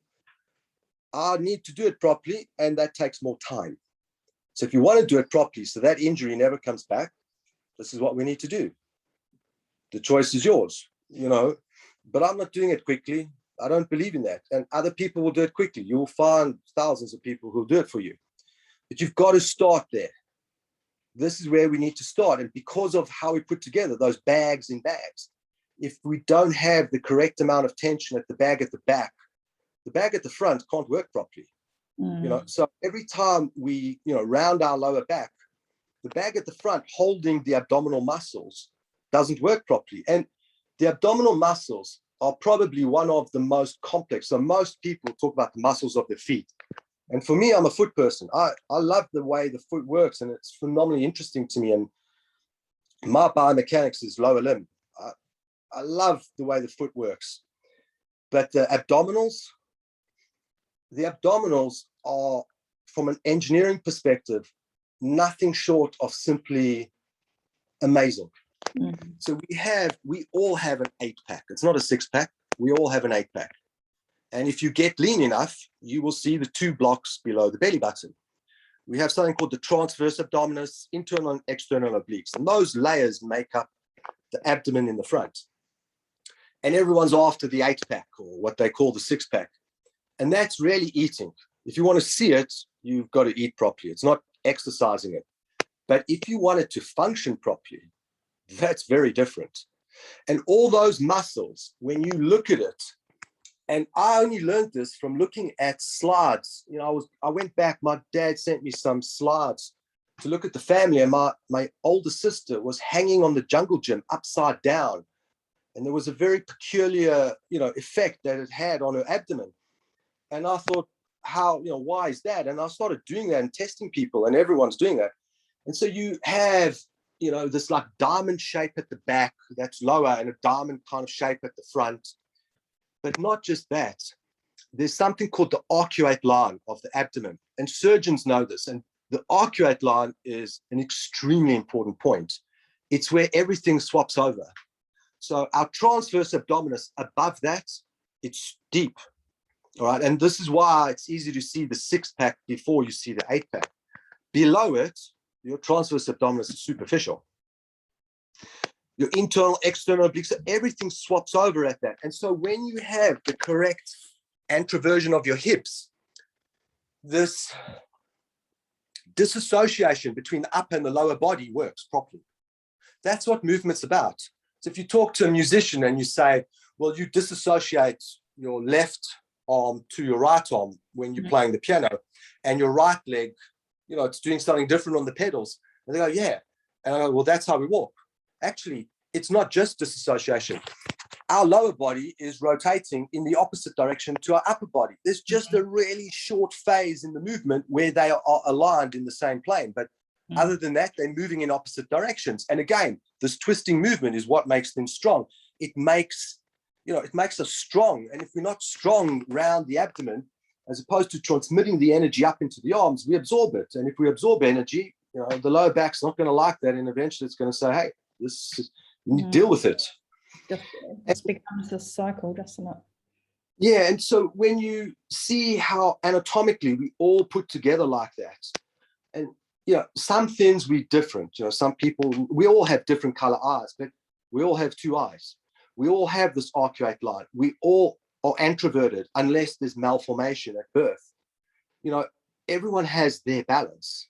And when you have your hips aligned properly, your glutes and your abs can work properly. And so that's kind of oversimplifying it, but the way these diamonds mechanically interact with one another allows for functional movement so that energy can move up and down the body in opposite directions whilst you're moving. And that's what we want, So in some aspects, the Asians were way ahead of us. When you talk about Tai Chi, they're looking for this balanced movement. It's not this like bodybuilding. It's about how the energy flows through the body. And unfortunately in the West, because we can't see it, we just think it doesn't exist. We're too impatient anyway. We just want it all like. Want it yesterday. Yeah. And so when it comes to the body, as we rush things, the quality decreases. You cannot do things faster and have quality. It's just not possible. And that brings me, sorry, carry on. After you.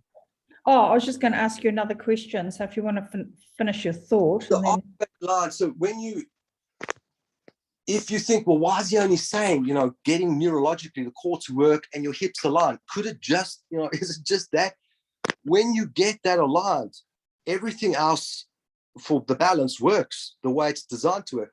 So I can give you hundreds of examples of like this arcuate line and how things function. But if we don't have that balance, it doesn't. And so no one sits properly. No one even teaches people how to sit properly. And considering that we do that for a huge amount of our time, it's bizarre that we don't.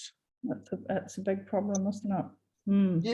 Yeah, sitting's not the new smoking. Sitting badly is bad for you. It doesn't matter what you do. Smoking is bad for you. It doesn't matter what you're smoking. But we can sit properly. And the way our world works, we will definitely have to sit for a lot of things. You're not going to stand and drive a car. On transport, most people are sitting. Sometimes you'll have to stand on a train. If you're in London on the underground, chances are you're standing.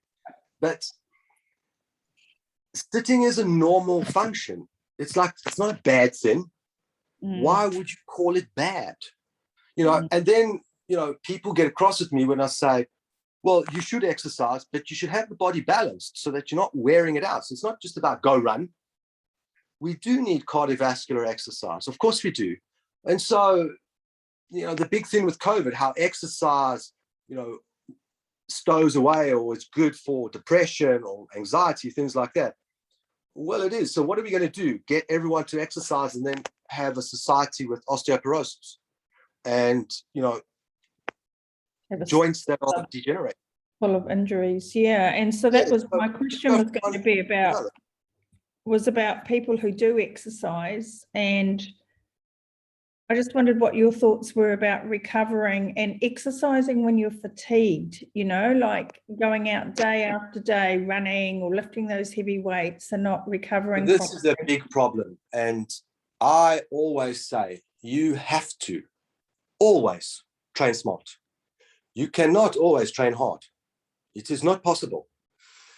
And we heal when we sleep. So, we measure with the pro athletes with that. We measure what's going on when they sleep. So we know how much they're healing and if they healed enough to train to a certain level. But I think the vast majority of people overtrain. I don't think even when they're injured and then they'll recover, they get back into training and get to a high intensity too soon. And it's just not going to work. So when someone's injured, I always say to them, you're going to want to go and exercise typically sooner or before.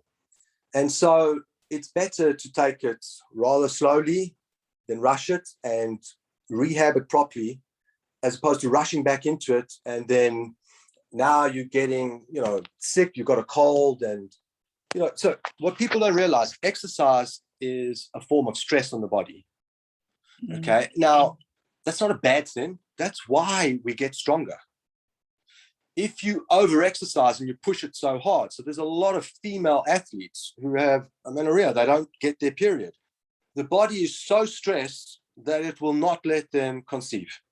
That's what the body's saying. It's saying, I am so stressed, it's not a time to breed. And, you know, when you talk to them and you say to them, you're running on adrenaline, on sugar, and they go, no, I eat properly. And I go, you're not even close. Because your body is under, it's saying, it's under immense stress. So the key for injury is, of course, the correct rehab. It needs to be based in, you know, holistic, not just the symptom, but also the cause. But sleep, quality sleep, not just sleep. So when I work with patients, it's saying, you know, how much you sleep is not a major thing, but it's how much quality sleep. So, you know, if you're sleeping for 8 hours, but you only got 2 hours quality sleep, that doesn't work. And there are a lot of things that we can do to get quality sleep. And there's an enormous amount of things that disrupt sleep. Enormous.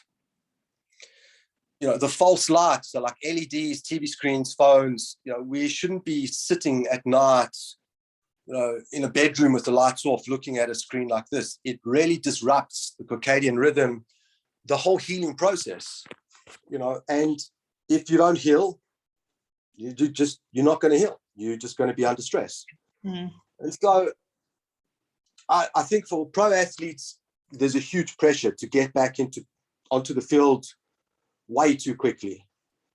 But for the general public, I think they just choose to go back into training too hard too soon.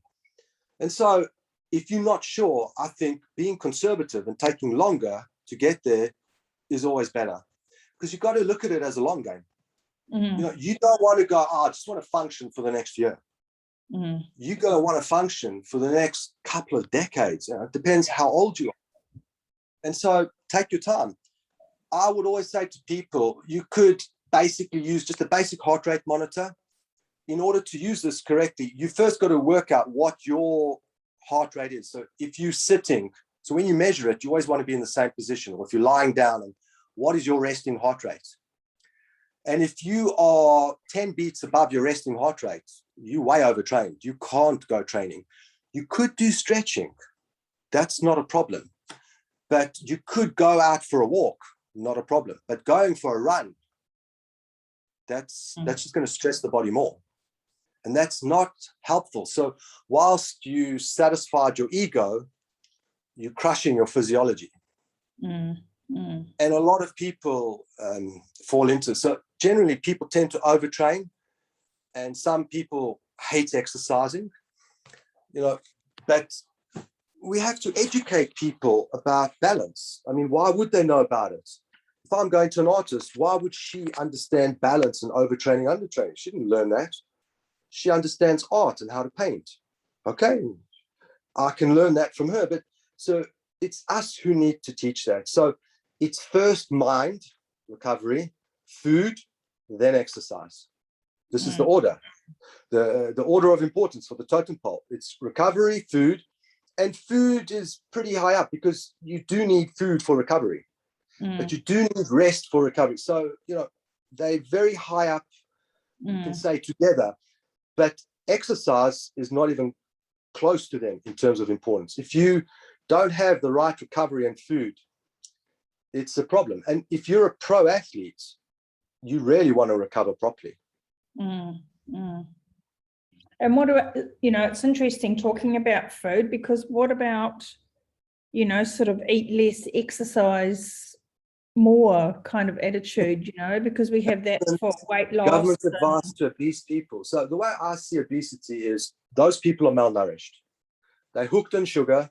And so saying to someone who's malnourished, eat less and exercise more, shows a complete lack of understanding of basic physiology.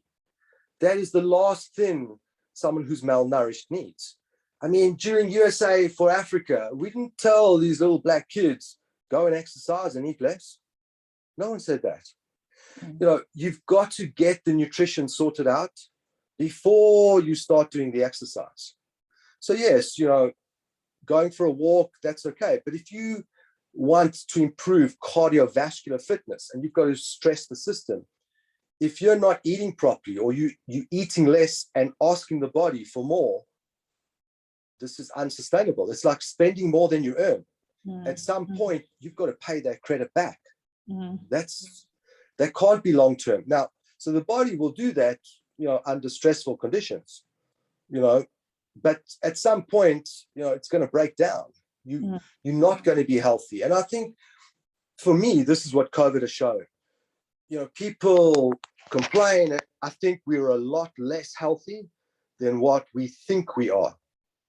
We do not have the ability to deal with, nature's things as well as we think we can, and so we do need to get our immune system healthier.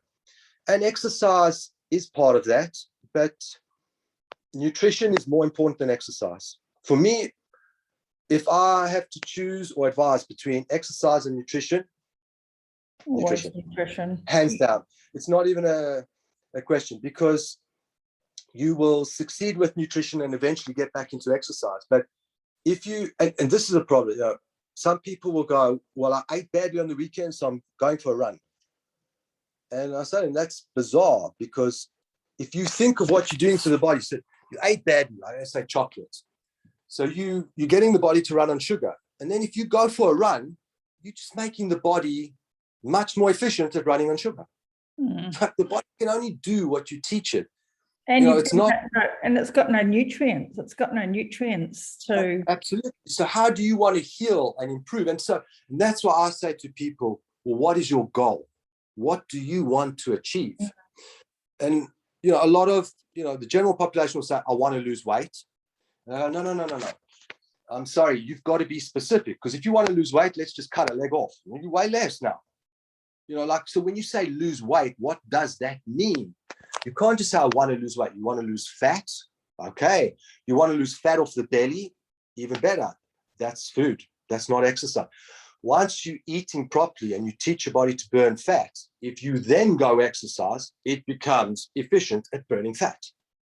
And so we have this problem today where we for years, we've told people, exercise more and eat less. Or, we have some people have this misconception is you can eat rubbish and, go for a run now and then. And for me, in my understanding, it came from, so I treat, ramp models, who model these clothes, and 16-year-old girls who are skinny. That's what I said to myself. These girls are skinny. So we started testing them to look at what their percentage of fat is. And it was surprising to me. So 15-year-olds and 16-year-olds had quite a low body fat percentage. But when you got to the 17 and 18-year-olds, there was a significant increase in body fat. And so the body has been working well in the beginning, but they've eaten so much junk that they're just storing more fat. So they've gone from lean to skinny, and they're in the skinny phase.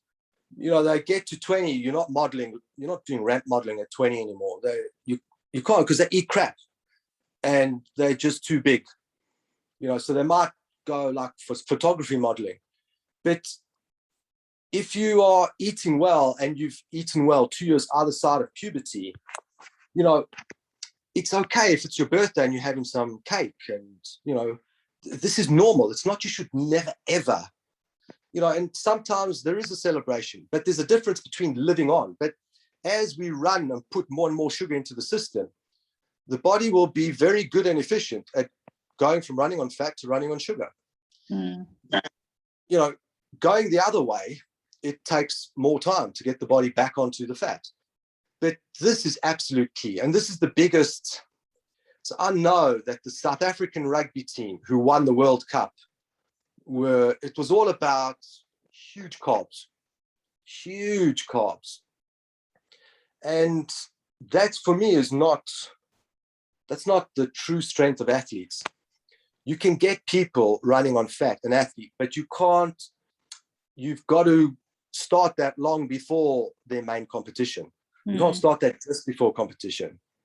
It's not going to work well like that. So, and this is where a problem has arisen, where they try whatever, keto or less carbs and more fat, and they just don't feel they have as much power, taking longer to recover. And I go, it takes longer to get the body onto a fat burning system, the beta oxidation. But once you're there, thins are just immensely more efficient, you know. And so if you're willing to give it the time to get there, you'll get there. But otherwise, you're going to have to eat all that pasta so you can run around that much.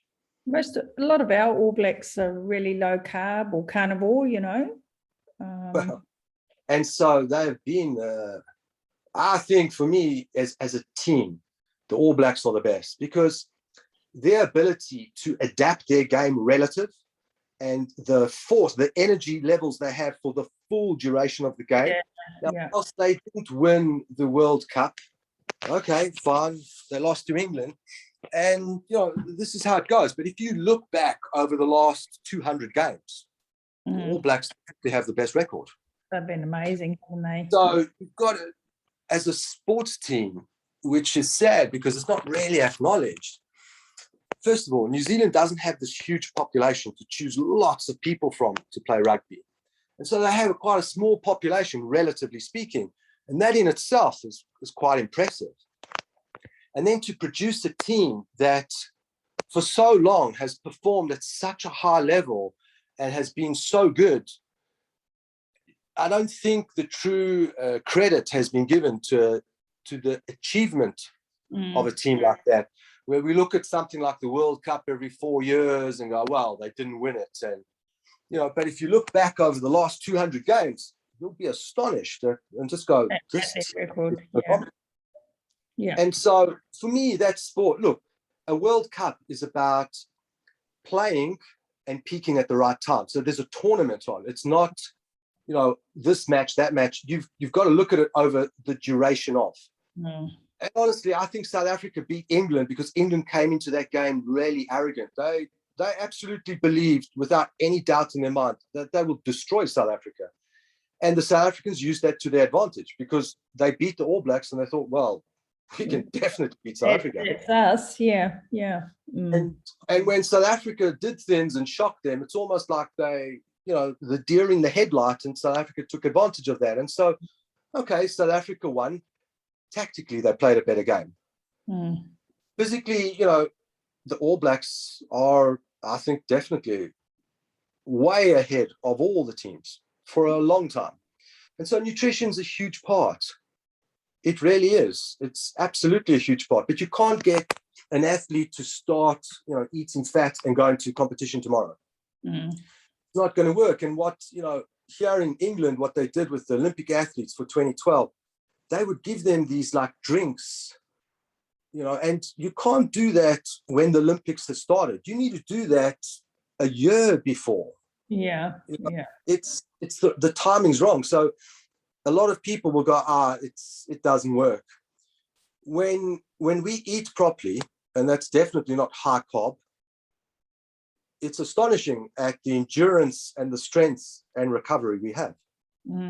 But this high sugar, and especially processed, we're far from optimum. Physically, I think we have devolved. I think people going back in time, we're stronger.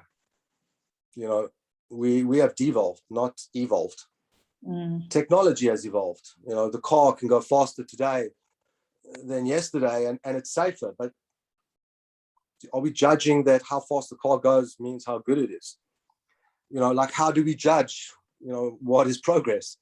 And most people will judge it by the speed the car goes. And so this is also a problem in exercise. It's like, I'm going on holiday in a month's time and I want to look good on the beach. Okay, but you have a body fat of 45% and you eat terribly, and so you probably won't have the body that everyone wants to look at in a month's time. But why don't you start now and set your goal for your next summer holiday? No, I'm going in a month's time. That's not going to happen. Oh, my friend takes these pills and it can be quick, and yeah, well, that's just, it's not healthy. This is a big problem with the young. I can lose 6 kgs of water weight and think that I've lost 6 kgs of body fat, you know? Yeah, and this is where, you know, a big problem is. So when people start a keto diet, what happens is the body's pushing salt out the system. And so 70% of a muscle is water. And when they climb on the scale and they see the grits, of their genes are smaller and the scale weight is less, they're very encouraged. And hell, this is working, I'm happy. And, they continue down this path. But you've got to do it properly, because if you're losing water, it's unsustainable. Osmosis, the water is going to follow the salt. And if you lose water, the first thing is, signs of overtraining. You feel the cold easily. You're tired. You get into a bad mood much easier than, all right, your ability to have logical, difficult conversations decreases exponentially, particularly with people you love. And so these are all symptoms and signs of overtraining, the body's stressed. And so I say to people like men, you should be able to have a discussion with your mother that it's a discussion. So we know she has your best intention at heart. And the world is different today than it was for when she was growing up. But there are definitely things that she can advise you which are good. And so listening to her and hearing what she has to say, and then taking that information and thinking about it, and then discussing back and bouncing it around and coming to something, as opposed to going, oh, it's different today compared to when you were an athlete. That your body's not balanced, if that's what you're going to say. Anyone who behaves like that or thinks like that, for me, they're overtrained. Because I train a very famous musician, and I said to her, you'll know your hormonal system's balanced. She comes from a family of musicians. When you can have a discussion with your mother, because there's definitely stuff that she can tell you about this industry that's worthwhile. And maybe not everything she says, but there are some things that are very valuable that you're not going to learn, in a book or your friend telling you, and if you can't have a discussion, especially with someone you love, your hormonal system's not balanced. You have to be able to have difficult conversations that challenge your belief system, and it's logic. There's no, because, or why not, or all my friends are. That's not logical. If you're doing something, you've got to, I'm doing this because X, Y, and Z. And if whoever's telling you, well, actually, I don't think that's good because of 1, 2, 3, and that's correct, then you've got to change your belief system and go, okay, how does 1, 2, 3 and work? How can I implement that in my lifestyle? What's the best way I can do that? But we build this belief system, and then if anyone challenges it, we just say, because that's not hormonally balanced. That's what a 5-year-old would do. Okay, but they're 5. But as an adult, that's no good. So when you talk about overtraining, that's what I say to an athlete. Truly, if you are hormonally balanced, you are ready to train hard. So arguing or discussing with someone you love, will stick the needle in and evoke more of the response. And if you can maintain your logic whilst having these discussions and actually listen and evolve that conversation, you are hormonally balanced. But to tell someone because it's a different era, what do you know, technology is different, none of that's logical. It doesn't,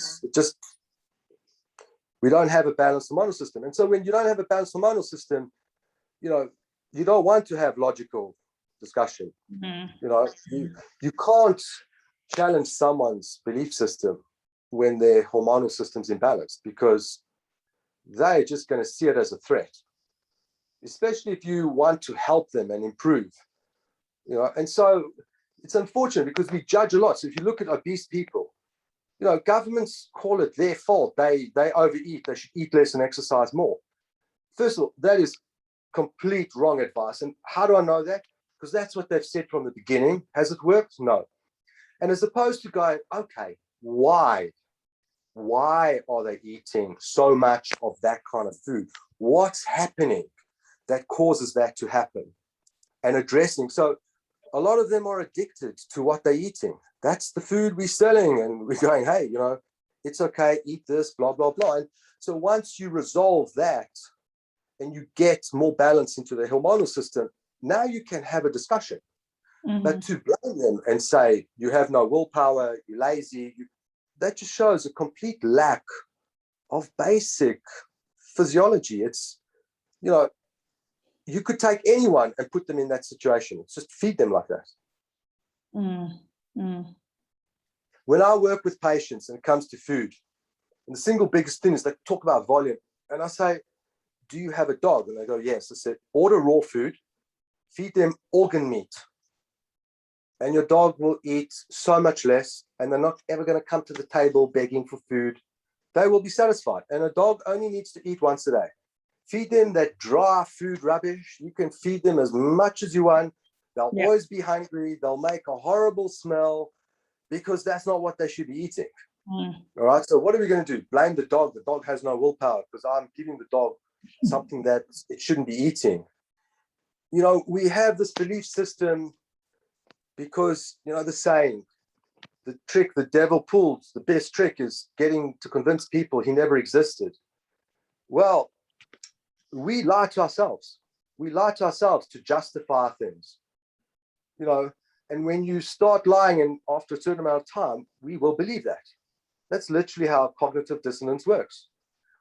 And so, you know, when you look at the birth control pill and it says it's 98% effective, 2 couples are going to fall pregnant.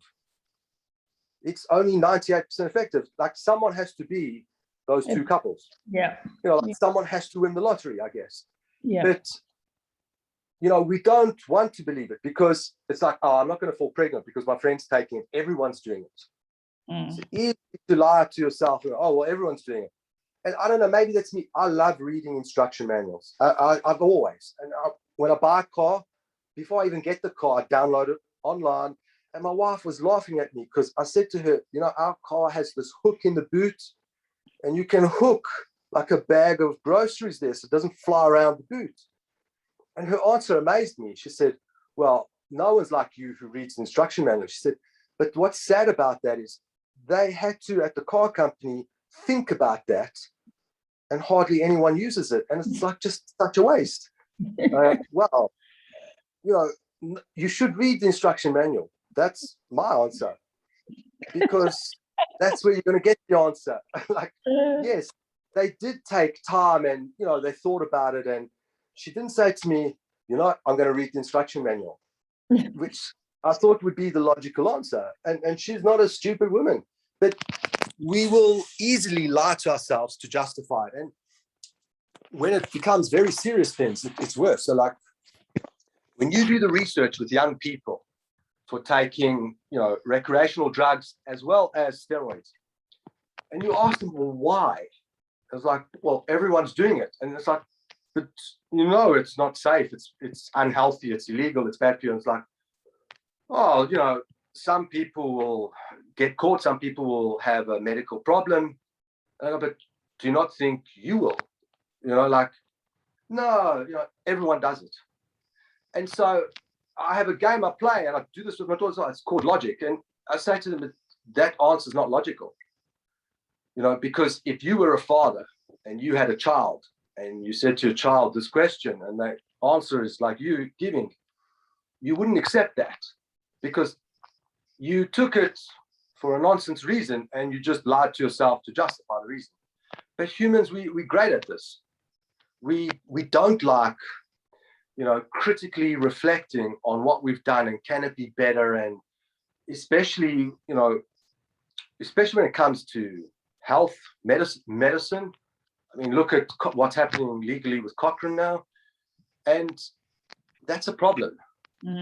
That is a problem. So in some sports like Formula One, it's always critically to reflect. You always have a debrief at the end.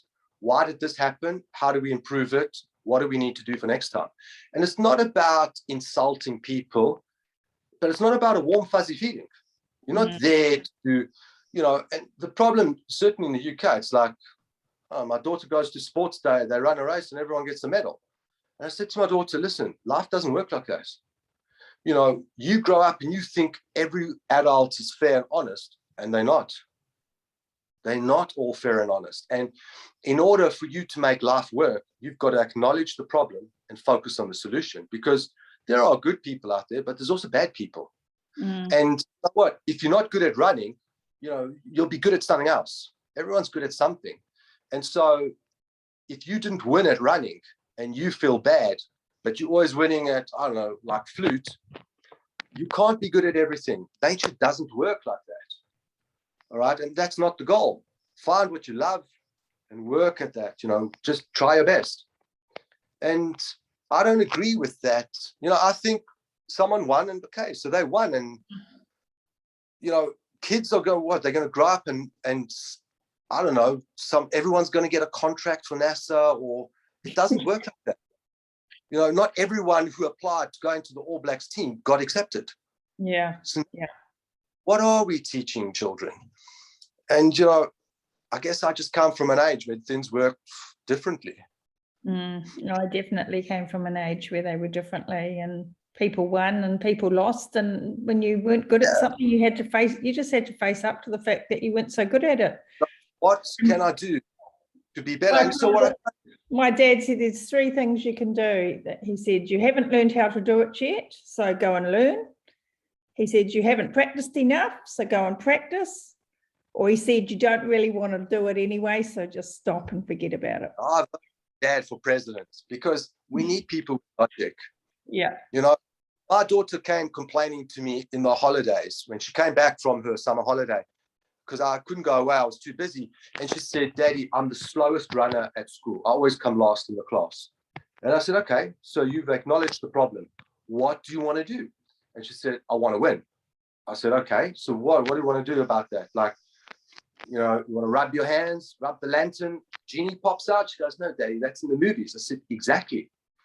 So let's go for a run 3 times a week. We start out slowly, we'll increase it. And to her credit, she's done that. And so what I've explained to her, because she's got this run coming up and she's quite nervous, I can tell she doesn't want to disappoint me. She wants to win. And I said to her, there's only one thing that's important. It doesn't matter whether you come last or first or anywhere in between. The only thing that will satisfy your heart is if you try your best. Yeah. And yeah, we've been running and exercising, and we need to do more. So I think you should be better at running, but let's see, it's a good test. But this one test doesn't define everything for the rest of life, whether you win it or lose it. Like if you win, you can't stop running. If you lose, you can't stop running. It's one test of many. And people who are successful, they didn't become successful the first time they tried. It just doesn't work like that. That's very lucky. It happens, but it doesn't work like that. And so it's easy to give up because you tried once. But, that doesn't mean you're trying properly, because you will always have problems. And I said to her, many people are going to tell you things about health, about the body. All right. And they'll say, you should do this and you should do that. And you just need to ask why. Why is that good? Why is that? And I think everyone should, someone said, oh, you should do this exercise. Why? Why is that exercise good? What does it do? Why is it going to make me better? Person can't explain why. Don't listen to them. I completely agree with Einstein. If you can't explain to children, you don't understand. And if that person explains and it's a bit wishy-washy and very vague, that's also not acceptable, because the body's very specific. When it comes to exercise, what you do is very specific. So all those folk who go planking, on their side, face down, their core's good at doing that. And so if they're standing and walking, their core's not, it hasn't been doing that. You haven't trained it for that. So it's not good at that.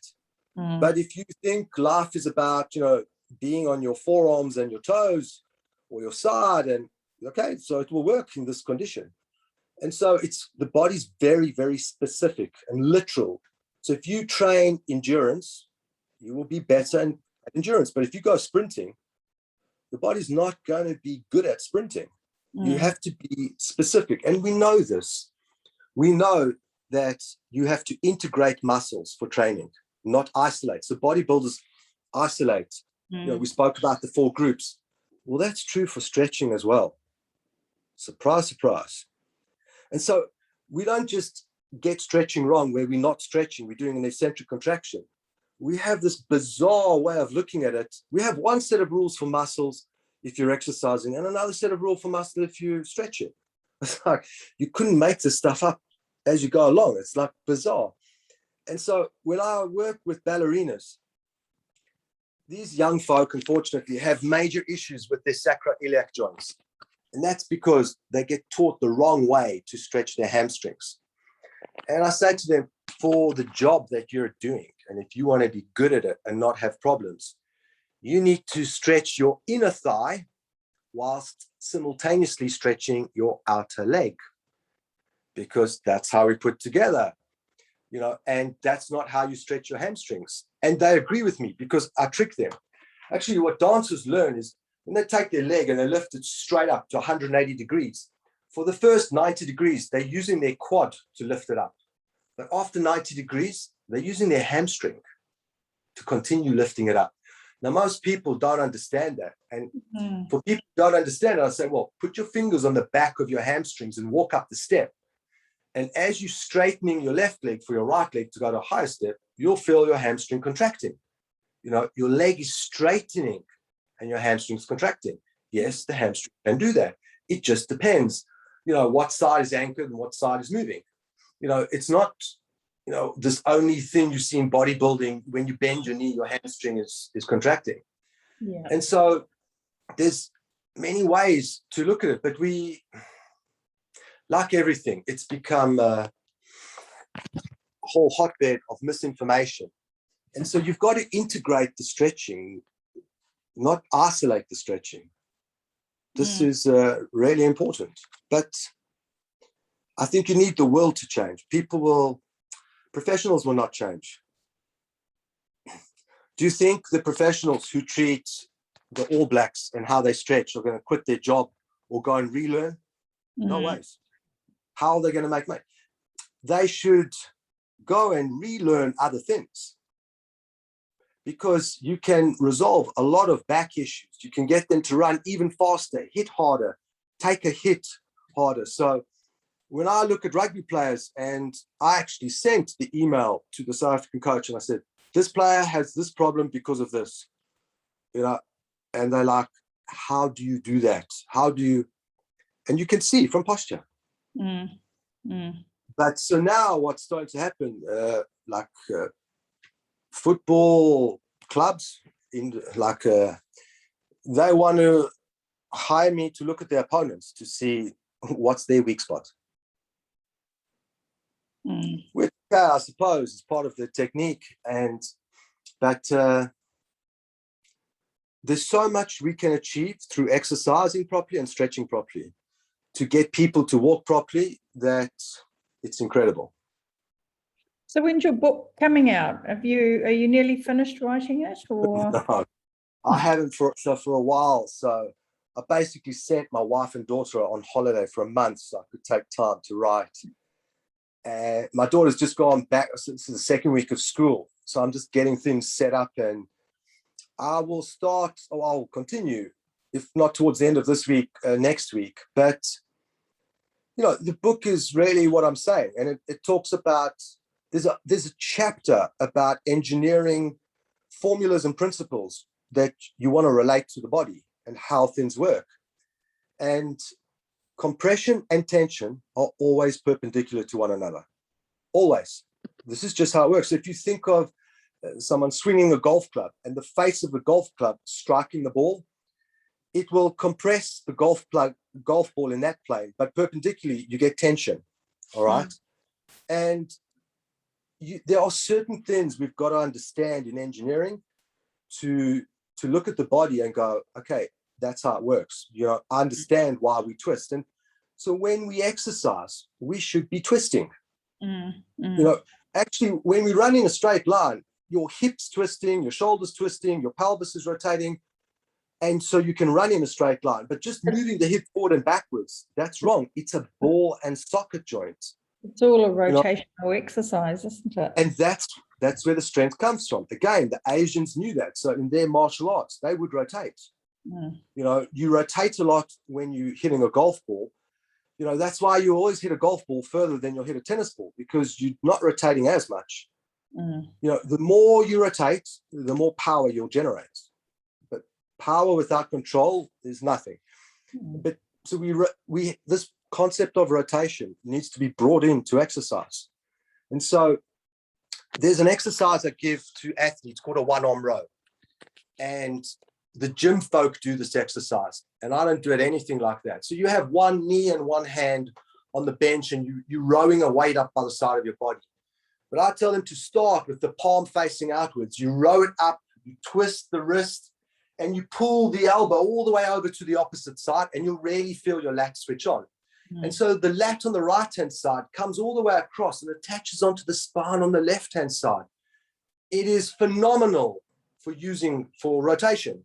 If you fire both of them up at the same time, it's good at stabilizing. And so the way we put together, you can see we are designed to rotate. And so if we go and exercise in these straight lines, you're training yourself to be weak, to be dysfunctional.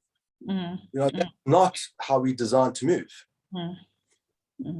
But that you can only do after learning how to walk properly. I would advise, and you can get big muscle by exercising properly, if that's what your goal is. I mean, I was young once as well. I never ever was interested in big biceps and chest. This never appealed to me. But so rugby players do bench press, a bizarre exercise, because in playing, where does someone ever lie down on the floor and then lift another player up? And so a great example of a big problem they have in rugby is the compression of the spine going through the players during the scrum. So certainly the props, the hooker, the locks, the flank, not so much, and the eighth man to more or less an extent. And you can change that easily, where you distribute the load better and you don't compress the spine. So if you've got any strength and conditioning coach for any national team and you say you can do that, they'll go, tell me how. They all want to do that because they have this problem. They keep compressing the spine and players are picking up injuries and getting injured. Set your hips properly during the scrum. Not only will you not compress the spine, but you'll push harder. And so there's thousands of examples like this where we can just get athletes to perform and play better with less injury. But because we don't train properly and rehab properly, they don't. Athletes they come through a system where they're kind of gifted, Yes, absolutely. And so they're picked up for being gifted, and then maybe for their tenacity, and maybe for their training ability, and maybe for their mental focus, and get moved along the system without really teaching them those basic skills. Yeah, because our therapists, our sports medicine don't do that. They themselves don't know. So it's not the athlete's fault. It's like if you buy a sports car and you expect certain things, it's expensive, whatever, but if the wheel keeps falling off, and so how many times can the wheel fall off before you don't accept the car? But when it comes to the body, when a common injury happens, we go, oh, it's common because so-and-so had that. Yeah, you play rugby, so this is what happens. And so that just shows a lack of understanding of how things really work. But I think things are changing because there's going to be a lot of legal issues going in with concussions, the whole concussion thing. And in the future, you will see players suing teams where it was about getting them back onto the field as quick as possible and not getting the proper medical treatment, which takes longer. Because the more often they play, the more the club makes. And that's why, players play a lot more today than they did in the past. And players want to play too. They're quite competitive about playing. Absolutely. But, there needs to be the correct rest period. Yeah. So you can play. The competition, it's high level. And I don't think what a lot of people don't understand, the difference between first and second is it's not huge. And so every little thing during the game counts. It's huge. Like you do one little thing wrong, and that could be what turns it. You know, like, so the pressure to maintain the standard during the game, it's immense. Okay, that's what's required. But if that's what we want from our athletes, then we also need to prepare them, train them accordingly, properly, so we can expect that type of result from them. Otherwise, it's not reasonable. Unfortunately, we look at it and go, well, when this guy's all buggered up and he can't move around, there's another 30 coming through the system. So I'm never going to run out. This is where the problem lies. It's like there's always going to be people coming into the system more than what I need. So it's a supply and demand.